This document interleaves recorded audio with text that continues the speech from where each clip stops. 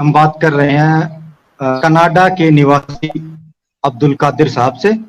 और अब्दुल कादिर साहब का ये दावा है कि इनका खुदा से सीधा कनेक्शन है और इनको खुद से निर्देश भी मिलते हैं कि जीवन यापन कैसे करना है, या जो भी करंट इश्यू चल रहे हैं उनके ऊपर भी इनको खुदा से निर्देश मिलते हैं। ये कनाडा के रहने वाले हैं। बाकी अपना पूरा परिचय इनसे खुद मांगेंगे। तो नमस्ते अब्दुल कादिर साहब। जी हाँ यादव जी, अगर आप थोड़ा सा अपना तारुफ या आप भी करवाएं कि आप कौन हो, कहाँ पे हैं, क्या काम करते हैं। ठीक है, तो देखो मैं आपके लिए आसान कर देता हूँ इसको। सबसे पहले हम बात करेंगे आपकी शख्सियत की, ठीक है। के बाद हम बात करेंगे आपके जो इल्हाम है, यानी खुदा से जो आपको मिलते हैं, जो भी ऑर्डर को या जो भी आपका कनेक्शन है। उसके बाद मुझे आपसे एक तीसरे नंबर पर बात, आपने आपकी टिप्पणी है जो आपने की थी एक चैनल पर, उस पर मुझे आपसे शिकायत है और उस मेरा जो ऐतराज है उसके बारे में। 4 नंबर पर हम बात करें इस्लाम के वर्तमान हालात और जो करंट अफेयर रहा है, और इन सारे हालातों की, क्योंकि आप एक मानी शख्सियत है, ठीक, आम मुसलमान तो आप है नहीं, तो एक मानी शख्सियत की क्या राय हो सकती है आज के हालात पर। तो आज के हालात से जुड़े मैं कुछ क्वेश्चन पूछूंगा, आप उनका जवाब देना, यही है, ठीक है। जी जी, शुरू करें आप अपने सवालात। हाँ, तो ये और हैं। तो मेरा परिचय ये है सर कि मैं ग्रेजुएट हूँ और यहाँ पर इंडिया में राजस्थान स्टेट है उसमें रहता हूँ, ठीक है। और पढ़ाई में मैं ग्रेजुएट हूँ, फिर बीएड हूँ और फिर एमए हूँ, पोस्ट ग्रेजुएट, ठीक है। फिलहाल मैं एक न्यूज पोर्टल चलाता हूँ और न्यूज ऐप जो गूगल प्ले स्टोर पे उपलब्ध है, अपना अखबार, ठीक है। इसके अलावा एजुकेशन का विषय और यूट्यूब पर भी कभी कभी हम वीडियो डालते रहते हैं, ठीक है। तो मुझ पर मैं मीडिया और से जुड़ा हुआ बंदा हूँ। और रही बात आपकी परिचय की, तो मैंने इस्लाम के बारे में काफी कुछ जानने की कोशिश की और इसी दौरान कुछ पाकिस्तानी मुख्य चैनलों पर मुझे आपका ताल्लुक हुआ और वहीं से मुझे पता चला कि आप कोई हैं जो कनाडा में रहते हैं। और अब चूंकि आपकी बातचीत का तरीका और जो आपके अखलाक है, मतलब आप कहते हैं आपकी शख्सियत का मयार, वो मुझे अच्छा लगा। क्योंकि जो इंसान अपनी गलतियां स्वीकार ले या कोई गलती बोल ले तो उसको वापस ले ले, मतलब वो तकब्बुर और घमंड वाली बात मुझे नजर आई। तो मुझे लगा कि आप मेरे सवालों के सही जवाब दे सकते हैं, ठीक है। अब आप अपना परिचय दो हमारे दोस्तों को, ठीक। जी बहुत शुक्रिया, बहुत मेहरबानी, आपने अपना तारुफ भी करवाए हैं, मेरे भी तारुफ भी करवाए हैं, अच्छे अंदाज में किया है। तो यादव जी, मैं आपको इतना ही बता देता हूँ कि आपने सही कहा, मैं एक मुल्हम हूँ। मुल्हम माना कि मुझ पर इल्हाम होता है और मेरा अल्लाह जल्ल शानहू के साथ एक ताल्लुक है, एक डायरेक्ट राब्ता है। अब इसका ये नहीं मतलब है कि मैं कोई नबी हूँ या मैं कोई गलती से पाक हूँ या मैं गलती नहीं कर सकता हूँ, ऐसी कोई बात नहीं है। कुछ लोग मेरे बारे में झूठे प्रोपेगेंडा भी चलाते हैं कि ये बंदा नबी होने का दावा करता है या कोई नया मजहब भी इजाद करा है, ऐसी कोई बात नहीं है। मैं मुसलमान हूँ और यूं समझे कि गुनाहगार आदमी हूँ, बल्कि घटिया तरीन आदमी हूँ। मेरे अंदर कोई कमाल नहीं है, मेरे अंदर कोई जाती कमाल नहीं है, कोई जाती खूबी नहीं है। मैं एक घटिया आदमी हूँ, मैं एक बुरा आदमी हूँ। हाँ, मैं अल्लाह पाक ने मुझ पर रहम किया या फजल किया कि उन्होंने मुझे चुना है इल्हाम के लिए, बस इतना ही। मैं अपना एक तहदीस नेमत के तौर पर, यानी अपने ही ऊपर जो एहसान हुआ वो मैं बता देता हूँ लोगों को। ये नहीं कि लोगों को अपनी तरफ खींचने का ये इरादा नहीं है कि लोग अपनी तरफ, अपनी जात की तरफ खींचे, बल्कि लोगों को खुदा का जिंदा होने का सबूत दे कि खुदा एक जिंदा खुदा है और वो लोगों के साथ कलाम करता है, बात करता है, तो वो जिंदा खुदा है। यही मंशा है, यही मकसद है, कोई और नहीं है। ना मेरे अंदर कोई तकब्बर है, ना मेरे अंदर कोई फख्र है इस बात पर, बल्कि जिसके मैंने आपको कहा मैं गुनहगार आदमी हूँ। दूसरी बात यह है जनाब के हालात हाजरा जिसको आप करंट इवेंट्स कहते हैं उस पर मैं तबसरा कर सकता हूँ, लेकिन वैसे आपको बता रहा हूँ कि मैं कोई सियासी शख्सियत नहीं हूँ, एक मजहबी रहनुमा हूँ। मतलब मैं एक रिलीजियस क्रीचर हूँ और मेरा असल काम रिलीजन में लोगों को खुदा की तरफ से दावत देना, खुदा की तरफ से लोगों को बुलाना है कि खुदा का ही बंदगी करे, इबादत करे। तो ये मुख्तसर मैंने आपको बताया है। तो आगे अगर आपके कुछ सवाल है तो जरूर पेश करें। जी शुक्रिया। अच्छा सर, आपने ये नहीं बताया कि आप काम क्या करते हो। जहां तक मैंने सुना है आप पहले शायद कनाडा खुफिया एजेंसी में काम करते थे, ठीक, और अलावा आपने शायद कोई रेस्टोरेंट भी खोला, ठीक है। तो आप आजीविका के लिए क्या करते हैं कनाडा में? मतलब आजीविका मतलब अपने जिंदगी गुजारने के लिए? जी, रोटी कमाने के लिए मेरा रेस्टोरेंट था, आपने सही सुना, लेकिन ये कोरोना की वजह से उसको बदकिस्मती उसको बंद करना पड़ा। तो अब रेस्टोरेंट जी, वो कनाडा की खुफिया एजेंसी के भी था ना आपका, रात कुछ काम किया था आपने एजेंसीज के, हाँ, लेकिन वो मतलब रजाकार के तौर पर, ये नहीं कि उससे हाँ, मुझे पैसा मिला था। रजाकार मतलब आप के काम का मैंने किया था और वो काफी पहले की बात है। मतलब आप उसमें पूरी तरह नहीं हुए, उनका एक मुखबिर या कहते हो कि सहूलत कार्य कर रहे हैं आप एजेंसी के? जी देखें, यहाँ के जो एजेंसी है ना वो सिर्फ अमन और सुकून के लिए ना ये काम करते हैं कि हाँ हाँ उस हाँ, दौर वो तो में मतलब जी हाँ, आप सही कह रहे हो। वो तो यूरोप का नाम है, काफी बेहतर है इससे। जी, असल में 10 साल पहले की बात है या 15 साल पहले की बात है, दहशतगर्दी का जो है, टेररिज्म का बहुत बड़ा मसला था दुनिया में। तो यहाँ पे भी कुछ बहुत मतलब छोटा तबका, लेकिन थे कुछ लोग मुसलमान कम्युनिटी में जो खराब थे, जो वायलेंट थे, या कुछ उनकी साजिशें थी कि हमें अभी यहाँ के जो प्राइम मिनिस्टर है उसको गोली मारना या इस तरह की उनका कुछ शैतानी काम मुलविस थे। तो एजेंसी जो है वो मुसलमान को तलाश कर रहे थे कि भाई हमारे भी कुछ मदद करे, क्योंकि हमें इस मुसलमान के बारे में इतने जानते नहीं है। यहाँ कनाडा में मुसलमान की तादाद इतना नहीं है, ज्यादातर हिंदू सिख ही होते हैं कनाडा के अंदर, लेकिन मुसलमान की पाकिस्तानी कम्युनिटी भी है, तकरीबन 2 लाख या 3 लाख ही होंगे। तो अच्छा, उस आपका जन्म, वो मैं समझ गया सर। तो आपका जन्म कनाडा में ही हुआ? जी जी इधर हुआ। तो तो आप अब तक कितने बसंत देख चुके हैं अपनी जिंदगी के? कितने क्या देख चुका हूँ? मतलब आप कितनी ईद देख चुके हैं जिंदगी की?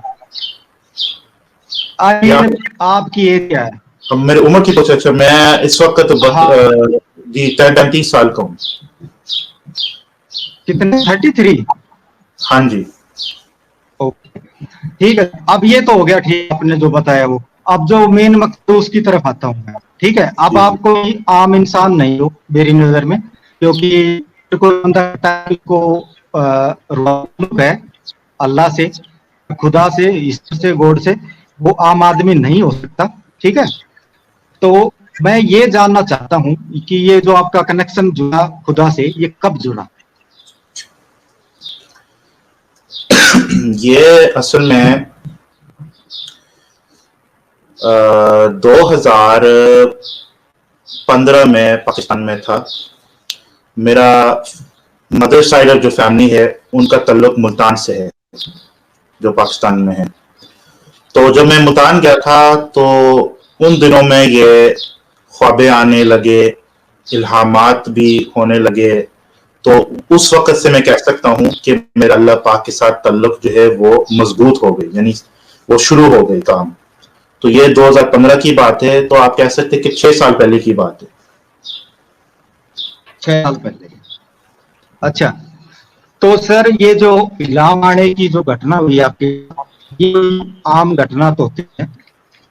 तो इल्हाम जारी होने से पहले और इल्हाम जारी होने के बाद की लाइफ में क्या परिवर्तन आया, मतलब क्या चेंजेस आपने फील किए हर तरह से, रूहानी तौर पर क्या बदलाव आया और दुनिया को किस नजर, दुनिया को देखने का नजरिया किस तरह से बदला, मतलब जो बदलाव आपने महसूस किए या आपकी जिंदगी बताइए।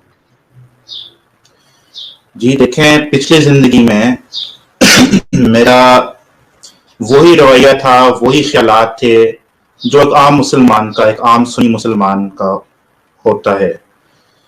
तो लेकिन इल्हाम का आने के बाद काफी चेंजेस आए हैं, काफी जो है मुझ पर इंकिशाफ हुए, यानी मुझ पर चीजें खोल गए, उनकी हकीकत खोल गए, पर्दाफाश हो गए कि इन चीजों का हकीकत क्या है, दुनिया कैसी चलती है।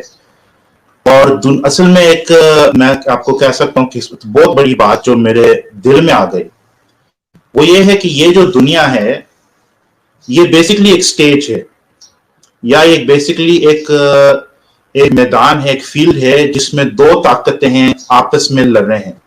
एक आसमानी ताकत है, उसको आप खुदा कह दे, खुदा के जो फरिश्ते हैं, जितने आसमानी ताकतें हैं, जितने वो आप कह सकते हैं नूर के ताकतें हैं, रोशनी के ताकतें हैं एक तरफ, और दूसरे तरफ वो शैतानी ताकतें हैं, वो दोज़खी ताकतें हैं। तो अब ये इंकिशाफ हुआ, ये खुल गया हकीकत कि जो है इनके साथ कौन है और इनके साथ कौन है। जैसे कि एक गेम है शतरंज, एक चेस को जिसको कहते हैं। चेस में आपके मोड़े होते हैं, आपके जो प्लेयर्स होते हैं, जो छोटे छोटे प्लेयर्स होते हैं ना, तो दोनों तरफ से है, इस तरफ भी है रोशनी वाले ताकतें की तरफ से भी है। वो कौन है? वो हम जैसे लोग हैं, वो मुझ जैसे लोग हैं, जो मतलब जिसको हम कह सकते हैं कि अच्छे मुसलमान हैं, बिलीवर्स नहीं, है। नहीं सर, मैंने पूछा आपकी जिंदगी में क्या बदलाव आया। जी मैं आपको बता रहा हूँ कि ये एक हकीकत आ गई ना मेरे आपके रहन सहन में, आपके विचारों में, फैमिली के रवैये में, या फिर जो आप जो सपने देखे होंगे पहले कि मुझे ये करना है, क्या वो छोड़ दिया आपने, जिंदगी की डायरेक्शन चेंज हुई या नहीं हुई, मतलब इस इल्हाम नाम की चीज में आकर आपका ट्रैक बदला तो तरह से बदला या फिर नहीं बदला, सपने और विचार वही हैं या फिर सब चेंज हो। देखिए कुछ चीजें चेंज हो गई, कुछ चीजें जो है वो वैसे ही रहती, क्योंकि वो मैं ऐसा इतना बड़ा दावा नहीं करूं, जिसके मैंने आपको कहा कि मैं कोई नबी नहीं हूं, मैं कोई इतना बड़ा शख्सियत नहीं हूं कि मैं कह सकता हूं भाई अब जिंदगी बिल्कुल जो है वो बदल गई और मेरा पूरा जो है वो रुख बदल गई, ऐसी कोई बात नहीं है। हाँ ये बात है कि अब मुझ पर हकीकत खोल गई, मुझ पर ये इंकिशाफ हुआ कि मेरे जिंदगी का मकसद चेंज हो गया। अब एक नॉर्मल जिंदगी होता है ना, आपको पता है नॉर्मल जिंदगी क्या है। बंदा है वो शादी करता है, वो बच्चे पैदा करता है, फैमिली लाइफ गुजारता है, फिर वो काम करता है, फिर वो थोड़े अरसे के बाद जब 60-70 साल पहुंचता है वो रिटायर होता है, फिर वो आराम करता है, फिर वो अपने घर में रहता है या इधर उधर घूमता है दुनिया को देखने के लिए, बच्चे को पालता है, बच्चे जवान होते हैं। ये नॉर्मल जिंदगी है, ये तो पूरी दुनिया में ऐसा होता है। लेकिन मेरा जिंदगी अब ऐसा नहीं होगा। क्यों? क्योंकि मेरा एक मकसद है, मेरा एक मिशन है। तो मैं जब 70 साल, 80 साल, यहां तक के 90 साल, 100 साल अगर अल्लाह पाक मुझे तौफीक दे, तो मैं एक एक्टिव जिंदगी ही गुजार, ये नहीं कि मैं रिटायर होऊंगा और कहूंगा बस जो है मैंने अपनी जिंदगी को तो मजा जो है वो चख लिया और बस इधर आराम करना, ऐसा नहीं। जी ओके ओके, अच्छा, तो इस वक्त आपके भविष्य के जो प्लान है, तो आप पूरी तरह से एक रिलीजियस शख्सियत बनना चाहते हो या फिर आम इंसान की तरह नौकरी पेशा है, व्यापार, बिजनेस वगैरह नहीं रहोगे? जी देखिए, ये हमारा रिलीजन ये भी तालीम देता है, सिखाता है कि आपने अपना रोजी भी कमाना है, या नहीं कि भाई आप जंगल में जाकर जो अकेले होकर जो है वो, ऐसे हमारा एक तस्वर नहीं है। लेकिन नहीं, मैं जंगल की बात नहीं कर रहा, मैं जैसे कि आप इस्लाम टीचिंग करने में फुल टाइम लगाने लग जाओ लाइफ के, फिर आप आम जिंदगी जियोगे। जी ये कह रहा हूँ कि अपने जिंदगी के अंदर एक इस्लाम का प्रचार भी वो भी ला रहा हूँ, वो भी करूंगा, साथ साथ करूंगा, अपना रोजी भी कमाऊंगा, एक फैमिली लाइफ भी कोशिश करूंगा कि वो भी करें, वो भी एक फ्री है, वो भी करना चाहिए। लेकिन सिर्फ वो नहीं होगी, अब जो है एक नया चीज भी आ गई जिंदगी में, कि आपने बहुत सारे कुर्बानियां भी देना होगा ना, कि बहुत ज्यादा सेक्रीफाइस इस लिहाज से कि जो है गुर्बत की जिंदगी जो है वो मेरे मुकद्दर होगी। क्योंकि जो बंदा उसके अंदर रिलीजन आता है ना, अब वो पूरी तवज्जो, पूरी जो कोशिश वो अपने बिजनेस में या अपने दुनियावी जिंदगी में नहीं दे सकता। तो एक हाँ तरफ हाँ, तो जो गुर्बत है ना, एक तरफ की जो गरीबी है वो भी आती है आपकी, ना। हाँ आपकी इनकम पर असर पड़ेगा। क्या ये बताइए, खुदा या गॉड वो कोई भी काम बिना मकसद नहीं करता, ठीक है? तो आपको क्या लगता है कि जो आपको ये निर्देश दे रहा है एक्शन के जरिए, वो किस लिए दे रहा है, क्या मकसद है उसका? मैं आपके सवाल को सही तरह समझा नहीं, आप दोबारा रिपीट करें। मेरा कहना है कि खुदा या कोई भी काम, कोई भी हरकत या जो बिना मकसद नहीं करता, ठीक है? तो जी, जो आगे खुदा ने ताल्लुक जोड़ा है, आपको क्या लगता है इसमें अल्लाह का क्या मकसद जो उसने आपके साथ ही ताल्लुक जोड़ा? अच्छा। मकसद ये है कि खुदा मुझ जैसे लोगों को चुन लेता है अपने साथ बात करने के लिए, कि भाई हम, एक होता है कि मेहनत, हमारे तरफ से एक मेहनत होता है खुदा के साथ एक तल्लक बनाने के लिए, वो इबादत की शक्ल में, यानी कि कसरत के साथ नमाजें पढ़ना, रोजे रखना, ये जो मेहनत मुशक्कत है ना, इस तरीके से इंसान जो है वो, हर कोई भी इंसान वो खुदा के तरफ से जाता है और खुदा के साथ एक तल्लुक बनाता है। तो ये मैंने किया है तो मेरे साथ बन गया। कोई भी ऐसा करेगा वो खुदा ताला जो है वो उसके साथ बना देगा। अब जो मेरे जहन में ये बात आ गई कि खुदा ने मुझे क्यों चुना है, एक एक से होता है कि भाई मैंने आधे तक किया, और खुदा जो है वो भी नीचे, ऊपर से नीचे आधे तक आया, दरमियान में हम मिल गए। तो एक होता है अपने तरफ से भी मेहनत, और एक होता है खुदा अपने फजल भी करता है, दोनों होते हैं इसमें।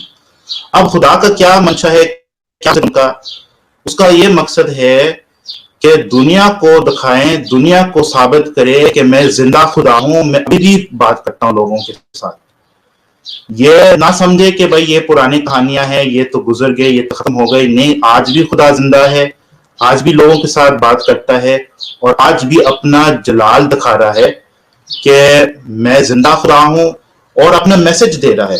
मैसेज का माना ये नहीं कि भाई हमारा जो पिछला जो कुरान है ये वो खत्म हो गई, खुदा ना खास्ता।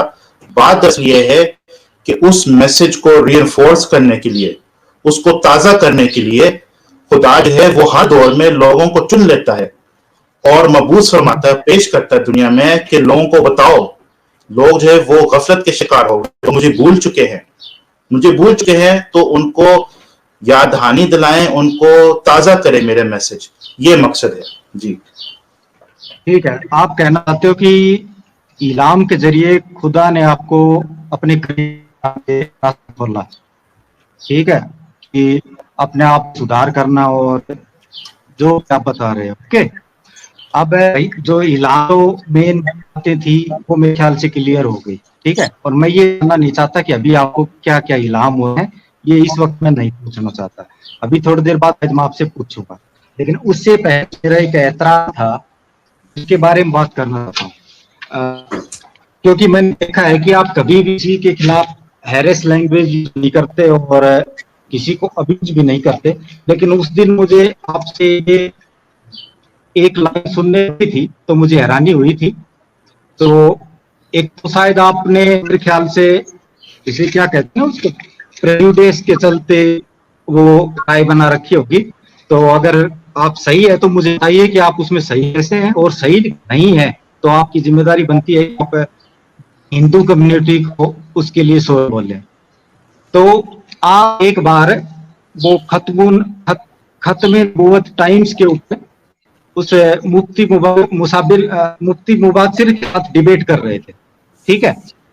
वो बार बार आपको ट्रोल कर रहा था, दिला रहा था, ठीक है? इसी दौरान उसने आपकी तुलना हिंदुओं से की, तो आपने ये जवाब दिया, अजी आप कम से कम हमारी तुलना हिंदुओं से तो ना करें, वो गाय का मूत्र पीने वाली गलीज कौम है, आपको हमें हमारा उससे कंपेयर नहीं करना चाहिए। तो मैं आपसे जानना चाहता हूं कि आपने ये कहा कि हिंदू गलीच हैं और वो गाय का मूत्र पीने वाली कौम है, तो सुनी सुनाई बात आगे बढ़ाई या आपने हिंदुओं के किसी ग्रंथ या किसी किताब में ये निर्देश, ये वाक्य था जहां पर हिंदुओं को गाय का मूत्र पीना चाहिए और क्यों पीना चाहिए, इस बारे में पढ़ा हो किसी हिंदू ग्रंथ में, या फिर आपने सुनी सुनाई बात ये आगे बोल, ये बताइए।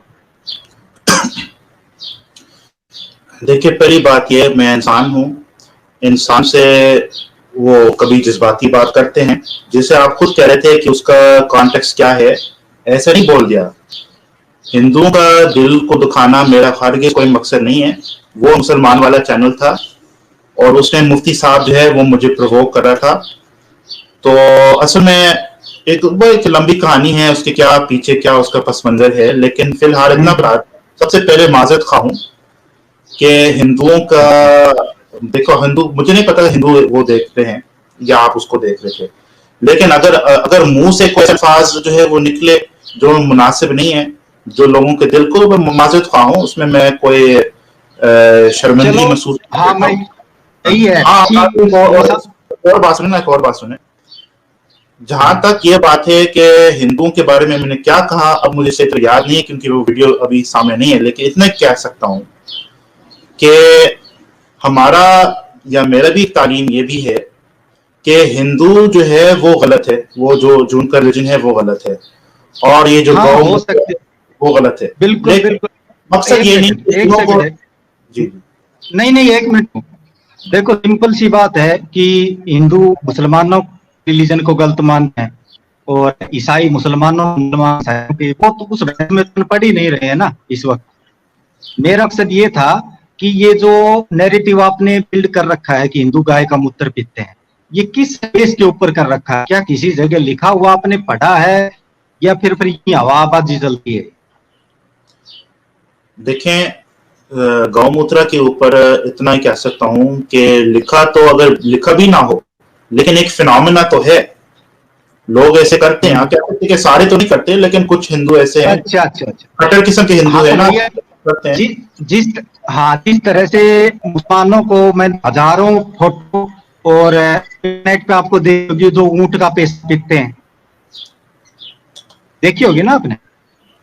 क्या पीते हैं? तो हम ये मान, ऊंट का पेशाब पीते हुए, हाँ जी, हाँ जी, हाँ जी, हाँ जी, ठीक है। हाँ, तो क्या हम ये मान लें कि भाई मुसलमान सारे बस दिन रात ऊंट का पेशाब पीने में लगे रहते हैं? नहीं कह मान सकते ना। जी, आपकी बात सही है। बिल्कुल। कुछ ऐसे मुसलमान हैं, मुझे खास तौर पर जो मुझे अरब, पता है। जी हाँ, अच्छा। अब चूंकि मुद्दे बात, मतलब सॉरी, यूरिन की बात चल रही है, तो इसमें मैंने मोहम्मद अली इंजीनियर के मुंह से कुछ बात सुनी थी, ठीक है? मैं उसके बारे में आपकी राय चाहता हूँ। एक बार इंजीनियर बोल रहा था कि वो जो इस्लाम के प्रोफेट हैं मोहम्मद साहब, उनकी चारपाई के नीचे एक प्याला रखा हुआ था और उस प्याले में मोहम्मद साहब ने यूरिन रखा था। जो मोहम्मद साहब की लोंडी, मतलब उनकी दासी थी, वो सुबह उसको पी गई, शायद पानी समझकर पी गई। जब मोहम्मद साहब को ये पता चला कि ये पी गई है, तो मोहम्मद साहब ने उसको ना तो धमकाया कि, खैर उसको धमकाने का तो मतलब नहीं बनता, उसने पानी समझ के पिया था, लेकिन इस बात में मोहम्मद साहब ने उस दासी से ये भी नहीं कहा कि सॉरी, जो गलती से आपने ये यूरिन पी लिया। और दूसरी बात, खुद की चारपाई के नीचे अपना यूरिन रखना रात भर एक प्याले में, ये किस तरह का हाइजीन है? क्या आप इसको कर सकते हैं किसी तरीके से, या फिर ये बात जी, जो मोहम्मद अली कह रहा था? बात समझ गया हूँ, जवाब देने लगा हाँ, हूँ। बताइए। बात यह है कि एक तो ये रिवायत ज़ईफ है। ज़ईफ का माना है ये रिवायत साबित शुदा नहीं है, इसका सनद में कुछ खराबी है। लेकिन अगर बिलफर्ज माना जाए कि ये सही है, ये ऐसी एक वाकया है, अव्वल तो ये मैं आपको कह रहा हूँ कि ये रिवायत जो है वो मशकूक है, इसको हम साबित शुदा नहीं कह सकते। ऐसे बहुत सारे इस रिवायत को खादिम हुसैन रिजवी ने बयान किया है, मैं सुना है, और वो भी एक लोग उसको मानते ना, लाखों लाखों लोगों के सामने स्टेज के ऊपर उसने इस रिवायत को सुनाया और फिर ये कहा कि हमें अपने आका का मतलब हम आका के पेशाब से घुसपाती जो भी है। जी, मैं आपकी बात समझ गया हूँ। असल में मैं आपको कह रहा हूँ कि हाँ, हाँ मुसलमान इसको मानते हैं, कुछ नहीं मानते हैं। अब मुझे तो नहीं मालूम है कि अकलियत मानते हैं या अकलियत मानते हैं, कितने लोग मानते हैं कितने नहीं मानते। खादिम ठीक है, जरूर मानता है। मेरे बात सुने, मेरे बात मुकम्मल है। असल बात यह है कि मैं इसको तो नहीं मानता हूँ, और मैं आपको कुछ उलमा के नाम भी बता सकता हूँ जो कहते हैं कि नहीं ये बात सही नहीं है, इस ये रिवायत मशकूक है, लेकिन माना जाए, देखिए माना जाए, एक सेकंड, माना जाए कि ये बात सही है, तो हमारा इसमें क्या तबसरा है, हम क्या कहेंगे इसके ऊपर। हमारा जो नबी है सल्लल्लाहु अलैहि वसल्लम वो पाक है, वो हर लिहाज से पाक है, ये इनका मौजज़ा है, क्योंकि वो आम इंसान की तरह नहीं थे। वो इस्तिस्नाई सूरत में हम कहेंगे कि वो पाक थे हर लिहाज से, यहाँ तक कि आपके पेशाब मुबारक भी पाक है, अगर उसको पिया जाए तो वो पानी भी ज्यादा खालिस होगी। तो ये हाँ, एक सेकंड, देखो जिस तरह से हिंदुओं में कोई को पूछता है उसके दिल में राम इस कदर बसे हुए होते हैं कि उनको इस की बातें आप राम के बारे में बताएंगे तो वो भी अच्छी लगेंगी। आपके दिल में मोहम्मद साहब बसे हुए हैं तो आपको ये चीज अच्छी लग रही है, और मैं इसमें कोई आपको जज भी नहीं करूंगा। लेकिन अगर आज जमाने के हिसाब से आप देखना चाहें तो ये हरकत या चीज अगर कोई आपका यूरिन कंज्यूम कर लेता है तो उसके लिए सॉरी बोलोगे या यूं कहोगे कि आपकी तो आखिरत संवर गई, आपका तो कयामत वाले दिन अब कोई हिसाब ही नहीं होगा। ये फंडा अगर ये बात थी तो फिर कायदा सभी को बारी बारी से पेशाब पीना चाहिए था ताकि पेश कर ही सबकी आखिरत संवर जाती। या फिर ये जो बड़े बड़े मुल्ला हैं वो इस रिवायत को स्वीकार ही क्यों करते हैं लोगों का ब्रेन करने के लिए, ताकि वो मोहम्मद के लिए जान दे सके। या तो वो स्वीकार ना करें तो ठीक है, बहुत सी चीजें गायब हो जाती हैं। बहुत से लोग होते हैं जो किसी को नीचा दिखाने के लिए चीजें ऐड कर देते हैं, बताता हूं मैं ये बात। लेकिन 1 लाख लोगों की सुनाकर वाह वाही आ रहा है, इसका असर सीधा फिर समाज में आता है ना। उसी समाज में हम रह रहे हैं, उसी में मुसलमान, हिंदुस्तान में तो भाई मेरे पड़ोसी मुसलमान भी तो है। मैं नहीं चाहता कि उनका ब्रेन वॉश इस तरह हो कि वो मोहम्मद ज्ञान वगैरह देने लेने लग जाए, वो कल ना मुझे भी ठोक देंगे इस हिसाब से। तो जी, आप उन मुल्ला को क्या कहना, आप उस मुल्ला को क्या कहना चाहोगे जी, आप उस मुल्ला को क्या कहना चाहोगे जो 1 लाख लोगों के सामने स्टेज पर खड़ा होकर इस रिवायत को सुनाकर जज्बाती कर रहा था। देखें वो जो मौलवी साहब है खादिम हुसैन रिजवी, एक तो फोर्थ हो गए, तो मैं उसके बारे में जाती तौर पर कोई गलत बात नहीं करना चाहता हूँ। फोर्थ हो गए, खुदा के तरफ, खुदा के पास गया। हाँ, उनकी बातें में इख्तिलाफ है ना, उनके बात को काफी और अशद मतलब बहुत बड़े इख्तिलाफ है उसके साथ, और उसके मानने वाले वो आपको पता है एक बरेलवी एक फिरका है या एक मसलक है मुसलमानों के अंदर, वो उसे इस्लाम के बारे में जी आप जानते हैं ना कि एक बरेलवी भी होते हैं, देवबंदी भी होते हैं, वहाबी भी होते हैं, बहुत सारे हैं। तो उसको बरेलवी कहते हैं, खादिम हुसैन रिजवी। बरेलवी इस बात को मानते हैं, बरेलवी हजरत मोहम्मद सल्लल्लाहु अलैहि वसल्लम के बहुत ज्यादा इश्क रखते हैं, जो अच्छी बात है, लेकिन कुछ हद तक वो बढ़ जाते हैं, वो कुछ लिमिट क्रॉस करते हैं कि यहाँ तक के ऐसे लगते हैं कि वो हजरत मोहम्मद सल्लल्लाहु अलैहि वसल्लम को खुदा बना रहे हैं, जैसे कि वो कोई वो खुदा का तस्वर दे रहे हैं। तो उससे हमारा इख्तिलाफ है। हम कहते हैं हजरत मोहम्मद मुस्तफ़ा सल्लल्लाहु अलैहि वसल्लम हमारा हमारा अक्का मौला है, हमारा मास्टर है, लेकिन वो इंसान थे, वो अपने ही दौर में फौत हुए, वो कब्र में हैं, वो मतलब दुनिया से जा चुके हैं, वो जिंदा नहीं है। तो ठीक है, अगर आप इश्क में या मोहब्बत में ऐसे ही जो है आप डूब जाते हो उसके अंदर तो अच्छी बात है। अगर मतलब लोगों के दिलों में हुजूर की मोहब्बत जो है वो पैदा करने के लिए ऐसे बातें कर रहे हैं, तो मुझे इतना उस पर इतना जो है गुस्सा नहीं है, ना उसमें इख्तिलाफ करूंगा। लेकिन जहां तक रिवायत की बात है, रिवायत ज़ईफ है, रिवायत मशकूक है, मैं उस बात को नहीं मानता हूँ। काफी सारे जो पढ़े लिखे उलमा वो उस बात को नहीं मानते हैं। आपको अगर आप इस्लाम को देखिए, आप इस्लाम को जानते हैं ना, आपको पता है हमारे किताबें कौन से हैं ना, बुखारी शरीफ है, मुस्लिम शरीफ है, तिरमिज़ी, अबू जी, ये रिवायत उन किताबों में से कहीं नहीं है ना, ये रिवायत उसकी उन जो हमारे बड़े किताबें उसमें नहीं है, ये दूसरे किताबें में है जी। पता नहीं, ठीक है। अच्छा सुनो, आप ये कहा कि आपको तो कोई एतराज नहीं है अगर वो लोगों के दिलों में मोहम्मद साहब की एक्सट्रीम इज्जत डालते हैं तो, लेकिन उनके दिल में जब एक्सट्रीम इज्जत डलती है तो वो फिर मोहम्मद साहब के ऊपर किसी ने टिप्पणी कर दी, उसकी छाती में छुरा मारते हैं, और आप फिर आपको उस एक्सट्रीम इज्जत तक पहुंचाने के लिए कोई एतराज नहीं। वो एक्सट्रीम इज्जत तो बहुत खतरनाक है। देखें, जब वो वायलेंस की तरफ जाता है तो आपकी बात सही है कि ये तो फिर एक लिमिट को क्रॉस कर रहे हैं, यहां तक हम नहीं जाना चाहिए। असल बात यह है कि लोग नहीं जानते हैं कि मुसलमान अपने नबी से इतने ही प्यार और मोहब्बत कि हम जैसे कि हम अंधे हो चुके हैं उसके अंदर। और ये एक नेचुरल बात है क्योंकि हम बचपन से सुन रहे हैं कि हमारे नबी मोहम्मद मुस्तफ़ा सल्लल्लाहु अलैहि वसल्लम वो कितने बड़े शख्सियत थे और खुदा से कितने मुकर्रब बंदे थे। अब अगर कोई बंदा जी, अब अगर कोई बंदा जो आदमी जो है वो हमारे नबी की शान में गुस्ताखी करे, माना कि हमारे नबी को कोई गाली दे, हमारे नबी को कोई बुरा भला कहे, तो हमारे खून खोलता है और नेचुरल रिएक्शन है। और इस पे कुछ लोग जज्बाती होकर वो कत्ल पर भी आते हैं ना, वो लोगों को कत्ल भी करेंगे इस बात पर। अगर वो गाली देने की वजह सिर्फ क्रिटिसाइज, तो क्रिटिसिज्म हर आदमी का हक है ना। मैं भी हिंदुइज्म को क्रिटिसाइज करता हूँ, मैं भी क्रिश्चियनिटी को। हमारे समाज में मुआशरे में 80 मुसलमानों की जो पॉपुलेशन है उसका 80% बरेली है, ठीक है। जी। और वो क्रिटिसिज्म भी बर्दाश्त नहीं करें, तो उनके लिए आप क्या कहना चाहोगे? हाँ जी, वो जैसे कि मैंने आपको बताया कि क्रिटिसिज्म इसलिए बर्दाश्त नहीं करते कि वो बहुत जज्बाती कौम है।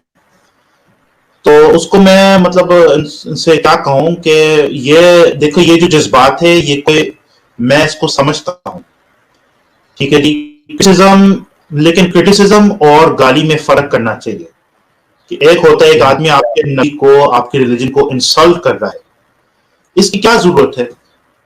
मतलब एक हमारे पास एक कुरान मजीद है, एक बंदा कुरान मजीद को आग चलाता है, उसमें क्या फायदा है? आपको क्या मिल रहा है इसको सिवाय लोगों को गुस्सा करने? नहीं होना चाहिए ना। नहीं होना चाहिए। कुरान मजीद को पढ़ो, उसको क्रिटिसाइज करो कि भाई ये किताब मुझे समझ नहीं आती, ये गलत बातें हैं, जरूर करें, और मुसलमानों का फर्ज है उसको जवाब दे। लेकिन अगर आप इस अंदाज में भी क्रिटिसाइज करेंगे कि लग रहा है कि वो इंसल्ट भी कर रहा है, वो उस किताब को या हजरत मोहम्मद सल्लल्लाहु अलैहि वसल्लम की शख्सियत को नीचे करना चाहता है या इंसल्ट करना चाहता है, तो जाहिर है मुसलमान जो है। लेकिन फिर भी कह रहा हूं कि अगर कोई गाली भी दे, अगर कोई बेहुरमती भी करे, फिर भी मैं हक में नहीं हूं कि वायलेंट रिएक्शन दे, क्योंकि हमारे मजहब का भी तालीम ये नहीं है।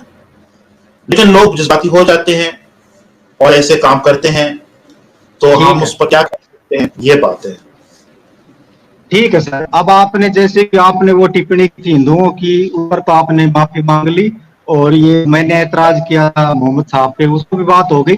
तो हम इस बात को छोड़ते हैं और हम बात करते हैं कि तो मेरा अगला सबसे ऐतराज है ना, उसकी बात करता हूँ। देखो हमारे यहाँ पर क्या है कि अक्सर हिंदू और मुसलमान साथ में रहते हैं, तो भाईचारा कायम करने के लिए टीवी वगैरह पर मौलवी आकर बात करते हैं वगैरह वगैरह। लेकिन मैंने ये चीज नोटिस की है, और ये चीजें इस्लाम में करने की इजाजत है, जैसे कि वो टीवी पर बैठकर या हिंदुओं के सामने कहते हैं कि हमें कोई प्रॉब्लम नहीं है हिंदुओं से, ठीक है ना, हम उनके खिलाफ जिहाद करेंगे, ना हम उनको किसी प्रकार का नुकसान पहुंचाना चाहते हैं, लेकिन वो करते हैं तकिया, तोरिया और ये हिल्ला, ये टर्म है कि मतलब इस्लाम में इस चीज की इजाजत है कि आप झूठ बोल सकते हो इस्लाम को बचाने के लिए।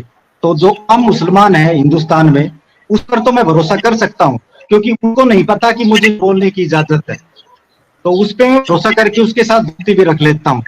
लेकिन उस मुसलमान का असली बटन या उसकी चाबी तो उस मौलवी के पास है, जिस मौलवी को पता है कि मैं तकिया, हिला और ये तोरिया कर सकता हूँ। तो मौलवी इस्लाम को रिप्रेजेंट करने आता है और वहां पर कहता है कि मैं खुदा की कसम खा के कहता हूं कि मुसलमानों को साथ दूंगा, हिंदुओं के खिलाफ नहीं भड़काऊंगा, लेकिन एक्चुअल में वो तकिया तोरिया या हिला करके 2 घंटे बाद फिर से मुसलमानों को ये बता रहा होता है कि वहां तो जाकर मैंने ऐसे ही बोला था, आपको ये करना है, मुसलमान हिंदुओं को तुन के रखना है वगैरह वगैरह। तो इस्लाम ये जो तकिया तोरिया हिला की टर्म्स हैं, इन टर्म्स से हम कैसे निपटे नॉन मुसलमान लोग? क्योंकि बात करते हैं तो सारी स्वीकार कर लेते हैं, लेकिन हकीकत में वो तकिया हिला कर रहे होते हैं। अच्छा, तो आप बताओ इस किस तरह से निपटे? सबसे पहले आपने लफ्ज बोला है तकैया, इसका मैं उसूल आपको बता देता हूँ, और मेरा अपना है या पॉइंट ऑफ व्यू है वो मैं बता देता हूँ। तकैया एक चीज है इस्लाम के अंदर, लेकिन इसका क्या हकीकत है, इसको कब इस्तेमाल करते हैं? जब आपकी जान खतरा में है, उस सूरत में, सिर्फ उस सूरत में। मसलन कोई आदमी आपके सर पर गन रखता है और कहता है कि इस्लाम छोड़ो, या तुम ये कहो कि तुम जो है इस्लाम को नहीं मानते हैं, तो गन पर आपके सर पर रखा है, अगर आपने ऐसा नहीं किया तो वो आपको गोली मार देगा, आपकी जान जो है वो चले जाएगी। तो जान अजीज है, इसलिए हम कहेंगे कि उस सूरत में आप तकैया करें। आप कह दे कि ठीक है, जो भी आप मुझे कह रहे हैं मैं उसको कह देता हूं, अपनी जुबान पर बोलता हूं, लेकिन अपने दिल में ईमान कायम रखें। ये कुरान में इसका तालीम है कि अपने दिल में आप माने जरूर इस्लाम को, लेकिन जुबान पर थोड़ी देर के लिए आर्जी तौर पर आप वो बात बोले जो वो आपको कह रहा है, क्योंकि आपकी जान खतरा में। तो तकैया करे, एक मिनट। हाँ, दूसरे मुसलमान, खास तौर पर एक फिरका है शिया, तकैया को उसको बढ़ाते हैं, उसको कहते हैं आप जब मर्जी करे कर सकते हैं, लोगों को धोखा देने के लिए। चूंकि उनका एक हिस्ट्री है, शिया कम्युनिटी वो माइनॉरिटी में थे, सुन्नी मेजोरिटी में थे, तो उन्होंने अपने मजहब को छुपाने के लिए ये तकैया का तालीम इन्होंने आम किया। अब जो आप कह रहे हैं कि कुछ मौलवी साहिबान आते हैं इंडिया की टीवी पर और कुछ ऐसे बात करते हैं जो हकीकत नहीं है, जो इस्लाम में नहीं है, लेकिन हिंदू को धोखा, वो भाईचारे की बात करते हैं, बड़ी बड़ी भाईचारे, और खुद उनके अंदर लोग कहते हैं कि ये मौलवी वहां पर ये बोल रहा था और दूसरे दिन मस्जिद के अंदर अब खुतबे में उसके विपरीत बोल रहा था। मतलब ये कह रहा था कि काफिरों के सामने ये मुनाफिकत है, ये हिपोक्रेसी है, ये एक चेहरा दिखाई को, हाँ, एक तो ये आपके पास नहीं है, यक रंग होना चाहिए, यानी कि एक बात करना चाहिए हर जगह पे। ये नहीं कि भाई मीडिया को आप एक दूसरे चेहरे दिखा रहे हैं और अपने अब सुनो, अब अगर ये मुनाफिकत है कोई एक आध मुस्लिम मौलवी कर रहा होता ना तो कोई बात नहीं थी। खुद भी बड़े बड़े मौलवियों के मुंह से सुना है कि ये लोग खुद को बचाने के लिए भी कर रहे हैं। ठीक, अभी आप रिसेंट एग्जाम्पल है कि वो बंदा एक बच्चे के साथ रेप करता हुआ पकड़ा गया था, लाहौर का मौलवी, वो क्या नाम था उसका, अजीज उर रहमान। उसने मीडिया के सामने कुरान पर हाथ रखकर सौगंध डाली थी कि मैंने कुछ नहीं। ठीक है, अब बड़े स्कॉलर सब, पहले आप उसको ले लो, आजकल ट्रेंड में है, इंजीनियर मिर्जा, उसने भी कहा है कि उसने तो क्या किया होगा, हिला किया होगा। उनके लिए बहुत ही आसान है किसी भी पर हाथ रखकर बात बोलना, क्योंकि वो सोचते हैं कि हम तो इस समय हिला कर रहे हैं, अल्लाह हमें माफ कर देगा, मैं तोरिया कर रहा हूं। ऐसे से कैसे निपटे? हम मुसलमान नहीं होता है, वो अल्लाह से डरता है, ठीक है, लेकिन उनकी चाबी भी तो मौलवियों के पास है। और ये मौलवियों का रवैया ये है हमारे सब कॉन्टिनेंट में। कनाडा में उधर की स्कॉलर ये नहीं कर, लेकिन ये पाकिस्तान, बांग्लादेश और इंडिया है ना, यहाँ पर ये सबसे बड़ी प्रॉब्लम है जो हमारी पीस खराब करती है। अब इससे कैसे निपटा जाए? मैं आपको समझा देता हूँ कि हमारा इंडिया, पाकिस्तान, बांग्लादेश में मसला ये है कि, और ये सिर्फ मुसलमानों की बात नहीं है, आपको भी मालूम है कि इंडिया में ऐसे स्कैंडल हैं, वो था राम रहीम सिंह जो एक सेकंड बिल्कुल है, हिंदू भी सेम यही करते हैं, लेकिन इनको तो रिलीजियन ने वैलिड करके दे दिया। हिंदुओं को तो पता है कि मैं गलत कर रहा हूँ, मैं झूठ बोल रहा हूँ, उनको तो उनको रिलीजन ने ये हथियार दे दिए। भी नहीं होता। जवाब दे रहा हूँ ना, मैं इसका जवाब दे रहा हूँ, सुने तो सही। असल में जैसे कि मैंने कहा, तकैया का उसूल क्या है, जब आपकी जान खतरा में है तो फिर आप झूठ बोल सकते हैं। जब आपकी जान खतरा में आप झूठ बोल सकते हैं अपने जान को बचाने के लिए। और एक माकूल बात है, एक समझने वाली बात ये है, जो ये लोग उसूल बता रहे हैं कि नहीं हम तो ऐसे, तो मैं इसको नहीं मानता हूँ। जैसे मैंने कहा कि कुछ फिरके हैं शिया और दूसरे, वो इस बात को कह रहे हैं, लेकिन मैं उसको नहीं ऑन कर रहा हूँ।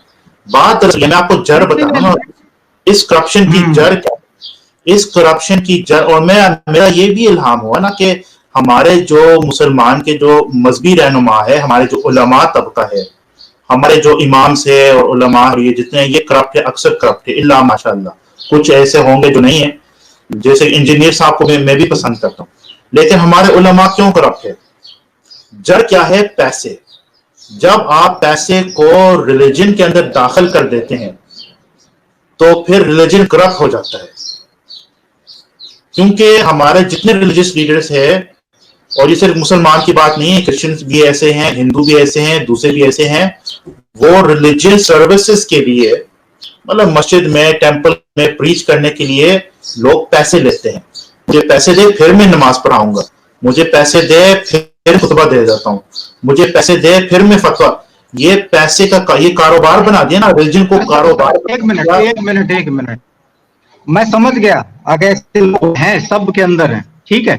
मैंने पूछा था आपसे कि इसे कैसे निपटा जाए, क्योंकि ये सिर्फ हिंदुओं के खिलाफ इस्तेमाल करते तो, और ये उनको, ये खुद भी एक दूसरे के खिलाफ यूज करते हैं। जैसे बरेलवी देवबंदियों के खिलाफ, अहले हदीस के खिलाफ, वो इनके खिलाफ भी खुद भी तो आपस में एक दूसरे।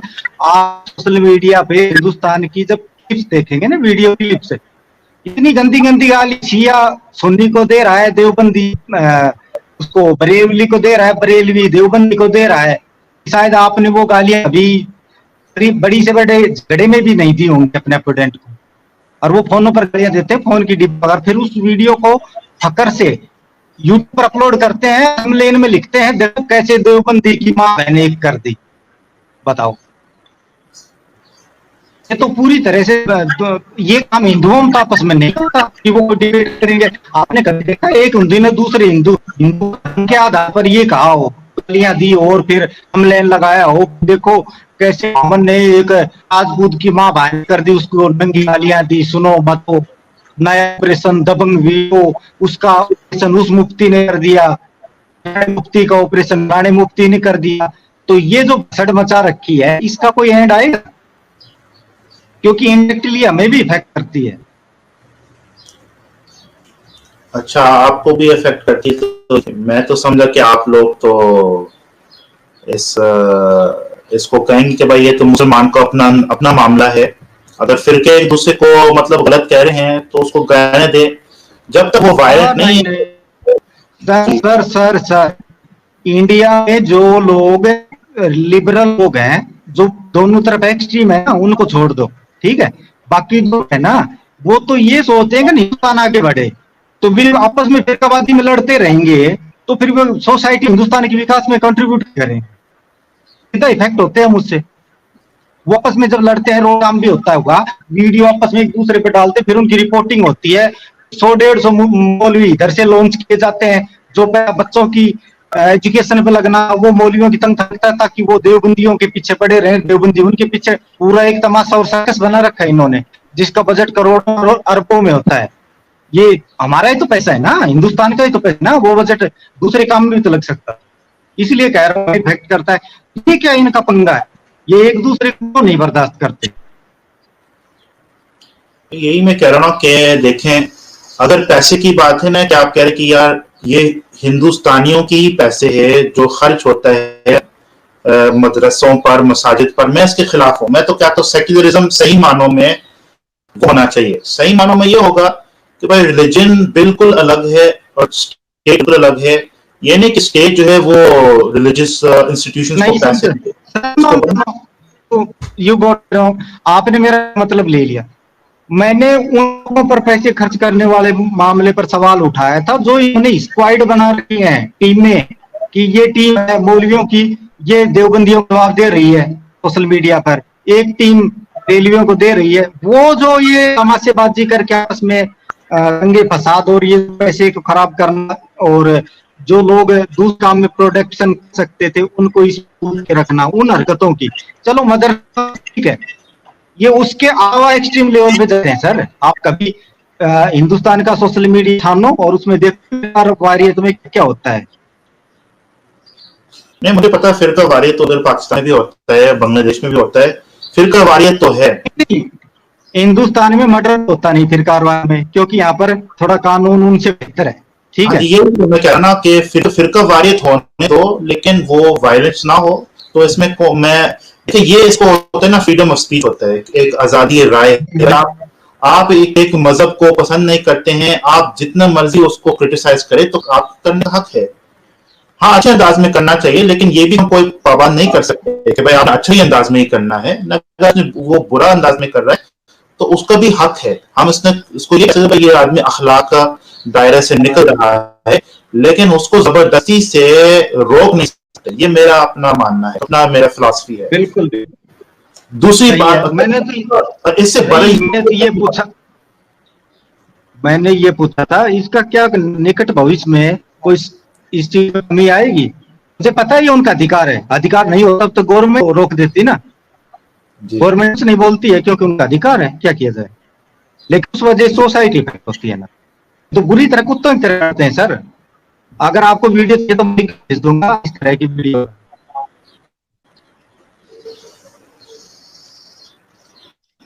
अच्छा, मैं समझता हूँ कि आपने भी एक बीच में एक बात की है जो इम्पोर्टेंट है, उस पर भी बात करने के लिए।